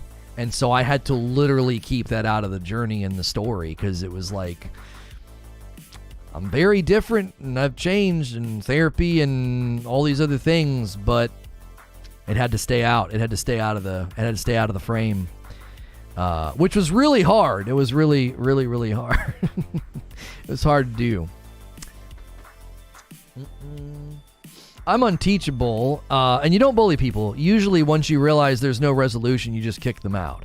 If they're being nasty, yes. If they're being nasty. I've done that. I'm like, you're just being nasty. Got to get you out of here, you know. What's your proudest gaming moment or greatest memory from gaming now or in the past? My proudest moment was probably that Returnal run. There was something so amazing about that. There was so much on the line. Gosh, there was so much on the line. Beating the Biome 4 boss. Did I do it first try? I think I did it first try. I beat Biome 3 boss first try, Biome 4 boss first try, and then after that, ran through 5 and 6. No fails. That's a moment in my like gaming history as a gamer, but as a content creator as well, because that's a lot of pressure. So much was riding on that in front of the audience. Man, that's magic. That's magic, dude. You're catching lightning in a bottle. Like, you don't get to script that. One wrong move, one mistake, and we would have been over. I hated that moment you beat Biome 4, 5, and 6 in the first shot. A little correction there. I didn't beat Biome 4 first shot. It was my second or third try at Biome 4, but I beat Biome 4's boss first shot, and then 5 and 6 in one run. Yes. As soon as I beat as soon as I beat the Biome 4 boss, we were in the lane, right? I'm going to have the atheist convo with my mom soon. She's a singer in a gospel group. She keeps asking why I haven't found a new church. It's going to break her heart. Nah, that's the discussion, isn't it? Is it worth it? If you feel you have to, then you have to. If you feel like you're not living, you know, honestly by not, then you have to, you know? Yeah. And if she's like St. Augustine's mom, then she'll be all right. She'll just keep praying for you. If she's like Augustine's mom. I remember that run. There was a moment when you could see it clicked for you that you had the perk that the boss couldn't kill you. It was 4. No, that was 3. Yeah, Biome Boss 3, the one where you're falling the whole dadgum time. Yep. Yeah, I realized that I was like, he can't kill me. I'm invincible. Eugene was the one that was like, get that perk. The one where you heal at low health. When you heal at low health, that one. That was stellar. Oh gosh, that was stellar. That one, that fight was excellent. I beat Biome 3 boss first try too. So Biome 3 boss, 4 boss, 5 boss, and 6. Well, 5 doesn't really have a boss. 6 boss, all of them. The first time I saw them, I beat them. It also helps that Lono's build was crazy strong. Oh yeah. Oh my gosh. Yes. My build was stupid. For 4, 5, and 6? Yeah. My build was stupid. For boss 3, it was stupid. It was such a dumb build. Never forget your reaction to Don't Fear the Reaper. Yes. Oh. When it's like ding, ding, ding, ding, ding. They keep playing that song, and then she says it. She's, don't fear the Reaper. It's brilliant. It's brilliant. Oh, and then the freaking organ. The organ, chat. Ugh. Work of art. My kids have been listening to Ori and the Will of the Wisp soundtrack, and I was struck by the brilliance of the music in that game. What we call the leitmotif, where they keep bringing back a familiar melody, very commonly done in Star Wars, right? And it creates power. Like you hear that swell of Luke Skywalker's twin sons. Like you hear that. Oh golly, it's magic, isn't it? And they do that in Ori with Quolok. When you first get to Quolok's area, the frog, you hear this doon doon doon doon doon doon doon doon doon, like it's in the background. It's very subtle. And then when you meet him, there's this full orchestra just swell when he comes up out of the water. It's like, oh my gosh, it's like it's existential, it's euphoric. You're like, what is this? And then they bring it back. You have to fight Quolok's Malais. You got to fight him because that weird thing's infected him, and it's this intense, punchy, but the melody's woven throughout. And then he dies, and it's there, and it's mere, and it's twinkling and faint, but the melody's still there. The music in Ori of the Will of the Wisps is absolutely just brilliant. It is wonderful. It's wonderful. That game, if you don't catch on to that, you missed an entire shade of brilliance in Ori and the Will of the Wisps. It is wonderful. It is wonderful. I remember getting emotional when you free the spider and she's talking. Oh my gosh. So many good lines. So many good lines. Man. It's good. It's good. Like my kids, they like to listen to music at bed, and they remembered that they liked the Ori and the Will of the Wisps soundtrack. And so I added some songs, and they love Quolok. They do. It's really special that I get to share that with them. Like we played through the game, and periodically they'll ask me about it. And my daughter said the other day, she's like, we need to go back and beat that game. I know it's single player, and we have to take turns. She's like, but we need to beat that game. I want to see what happens.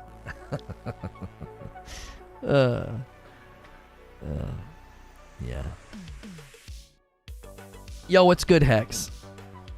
Music in Ori is like another character. Ori and the Will of the Wisp soundtrack is got to be one of the greatest soundtracks. But it's up there with Returnal. Returnal soundtrack is just, oh my gosh, that freaking organ. Oh, like he goes back to it, and the things are shooting at her. He's like going crazy, just playing that organ. My gosh. It's up there with Hellblade for me. That experience in Returnal, it's up there with Hellblade, and Hellblade to me is deity. It is the closest to perfection I think a game has ever come is Hellblade.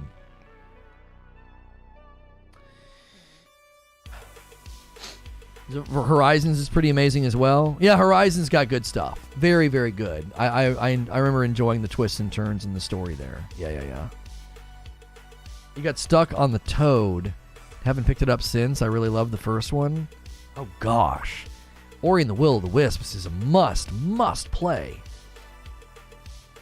The report on the PlayStation 4 thing's overblown. The first report that is the basis of this report was that Sony was discontinuing the PS4, which they consistently denied. And now they're producing more PS4s, so people are running with the narrative based on previous false narratives. According to Bloomberg, Sony had originally planned to discontinue production of the PS4 last year, plans which Sony officially denies. However, the ongoing shortage of the chips required the PS4 production forced Sony to reconsider its original strategy. The PS4 components are more readily available, and the console is less expensive both for Sony to make and for customers to purchase. As a result, Sony has decided to continue producing PS4s throughout 2022. Yeah, so they denied it, but they're running with it as if it's true. That sentence structure is so funny, right? According to Bloomberg, Sony planned to discontinue production of the PS4 late last year, which Sony officially denies. However, They've decided to continue producing PS4s anyway. It's like, that you just said they denied it. You just said they denied it.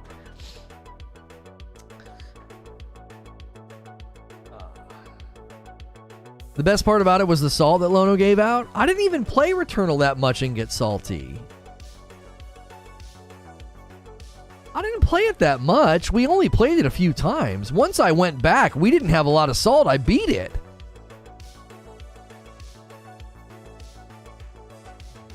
It looks like the Halo Infinite store is working as intended. Survey population of purchase groups. 45% bought pass and items. 2% bought items, no pass. 35% bought pass, no items. 60% bought nothing. So we got to add those two together, right? So only 16% bought nothing. 35% bought the pass, but then no items. So if you add 35 and the 16, that's 51.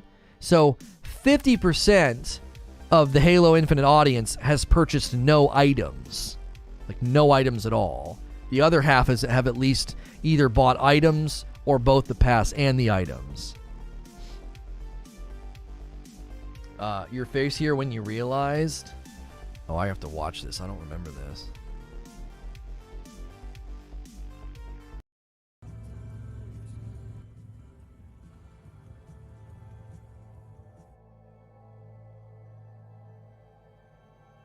Oh, this is when I realized that there's going to be an accident.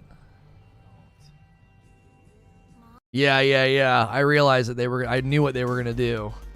That wasn't when the song clicked, Sven. That was when it clicked that something bad was about to happen. Yeah, it clicked. It was like, that's why this song keeps playing. That's why she's haunted. Like, there's something coming. There's a bad thing coming. There's something bad coming. That seems like normal distribution. Well, right, it seems like normal distribution, meaning it's working. No, that's not when the song clicked. The song clicks in a level, she says, "Don't fear the Reaper." And it gave me goosebumps because she says it like really intensely. She's like, "Don't fear the Reaper." I'm like, what? And I was like, that's the song. Yeah. There you can see my face. Like, I realize, I'm like, oh no, the song is playing. Oh no, there's a little girl. Oh no. Like, oh man, I saw it coming before it happened. Whew. But you can't add up the percentages. Shut up. Bam, bam, bam, bam, bam. Yeah. So good. Excellent. It's just excellent. Holy moly, what a good stream today. Wow. All right. All right. Okay, give me a quick... I'm going to take a quick break, and then we're going to shift gears. We have an Elden Ring topic for you today. I know it's not Friday. But we are going to shift gears here in a moment to an Elden Ring topic. The release date interest is surging, and we're going to talk about what that means, and maybe some of the other things. Maybe get into some of the criticism discussions again or something like that. You could beat Returnal in 2 or 3 playthroughs. You'd want a guide, though, to ensure you're following the steps to make sure you trigger everything. Yeah. That was from a streamer poll and not an official stats, but it does show a trend. Yeah, I mean, it sounds to me like they're, I think Halo Infinite is profitable. I think Halo Infinite is profitable, and I think the gameplay is the only reason it has a chance. You know what I mean? This means tomorrow's mostly God of War and Sekiro. We'll open tomorrow with Elden Ring. I got a topic for you tomorrow, another one. And then we will play God of War. And then depending on how that goes, we may or may not play Sekiro. My theory is that tomorrow's gameplay session with God of War will be like this, and then like this. And then we'll be like, okay, that's enough. We got a nice play session. People can see it or whatever. But prove me wrong, and there won't be any Sekiro tomorrow. We won't have room for it. So give me a second. I'm going to run upstairs quick, use the restroom. I'll be back. We'll shift gears here in topics. Don't go anywhere. If you've enjoyed today's show, but you're not interested in the next subject, be sure to smash like on your way out. Maybe we could hit 400 likes. We only need about 30 more likes. And stick around for the next show. We have a really good time here. It'll be very similar to what we just did. Very good back and forth radio show style. But it will be about Elden Ring and the surge of interest in the release date of that game. All right? Yeah, poll engagement today was incredible. 1,400 votes. So thank you. All right? I'll be right back. Don't go anywhere.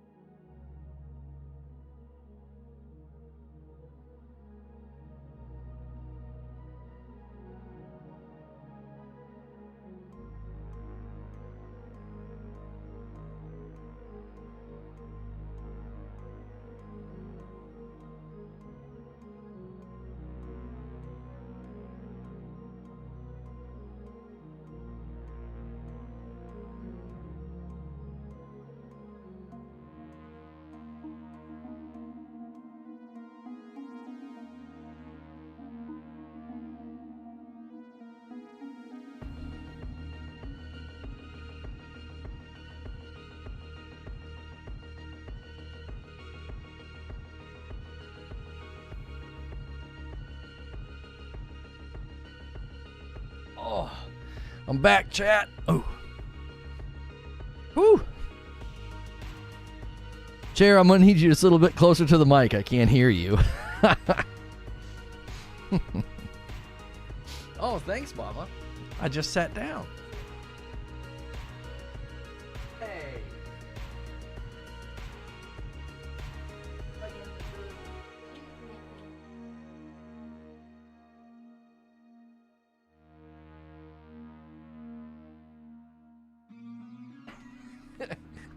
I'm just giving you a hard time.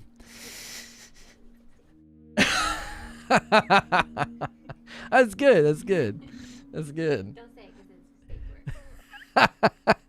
Oh, whatever. I said, I'm just giving you a hard time, and she did the Brooklyn Nine-Nine, like, title your... Just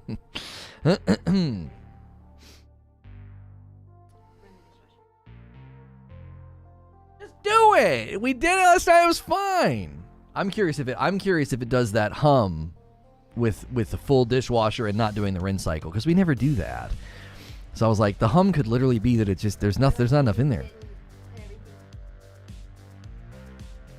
all right in the right spots that we The tightening of that blade to me it doesn't feel tight enough. But if it wasn't tight enough, it would come off because it only spins like twice. I don't know. What happened to this stream? We used to get daily butt grabs from Madam. Well, we keep that out of frame now. Yeah. That was a different time. I just looked up the Will of the Wisp soundtrack, and turns out the composer worked on Halo Infinite soundtrack also. Oh, really? Yeah, he and I interacted on Twitter because I got early access. What's his name? The big Microsoft guy that always does all the announcements. I forget his name. Major Nelson. Major Nelson and I were in DMs, and he got me early access to Ori and the Will of the Wisps, and I was absolutely thrilled. And apparently, since I played it early, it got muted on purple because I guess the soundtrack hadn't been whitelisted yet or something. And so I was like, well... So I tweeted about it. I was pretty angry, and he got involved. He was like, oh my gosh, I'm so sorry. And I was like, it's not your fault. I was like, why on earth would it be your fault? So.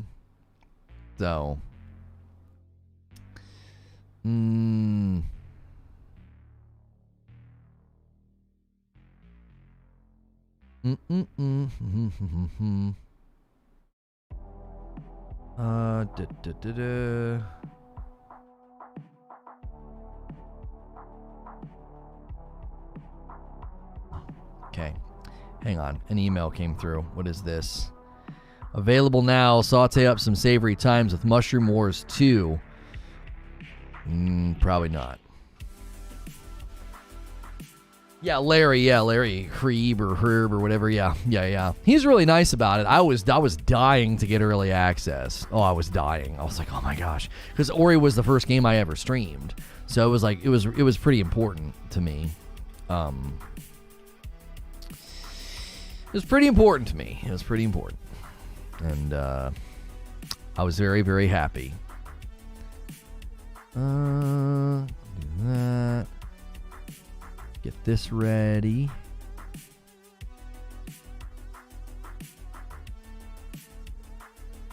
We'll back it up to there.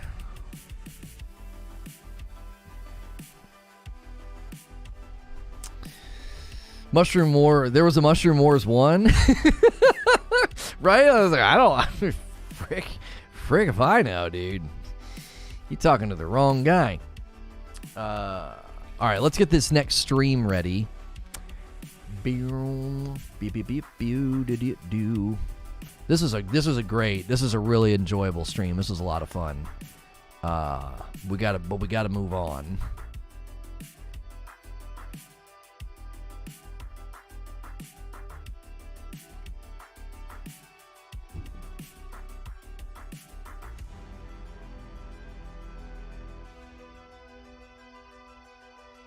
Garth Coker is my favorite of the three composers of the Infinite soundtrack. Let's see. Elden Ring release date. Steam leader. Okay. Do this.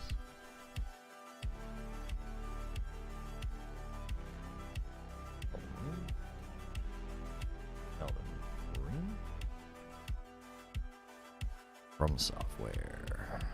All right, we'll hit Discord as well here.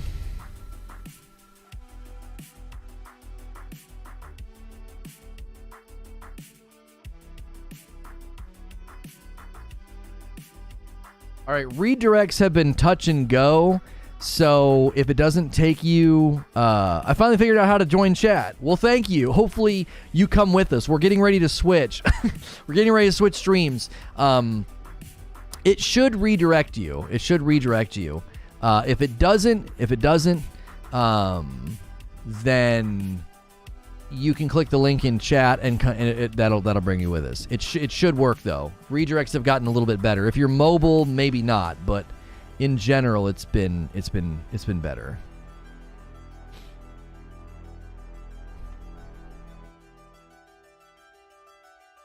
Hey, thanks for clicking on the video. This is going to be another episode of SNTR Gaming News, and we're going to be covering the Elden Ring release date. Interest is surging, taking the crown on Steam. We're going to comb through that report and have a really good discussion. If you like Elden Ring and From Software coverage, make sure and hit subscribe and the bell button, because every Friday is From Friday, and we do Elden Ring coverage as well as my first playthrough of Dark Souls 3 recently, as well as Sekiro, and we will bring over the redirect now from the stream where we were already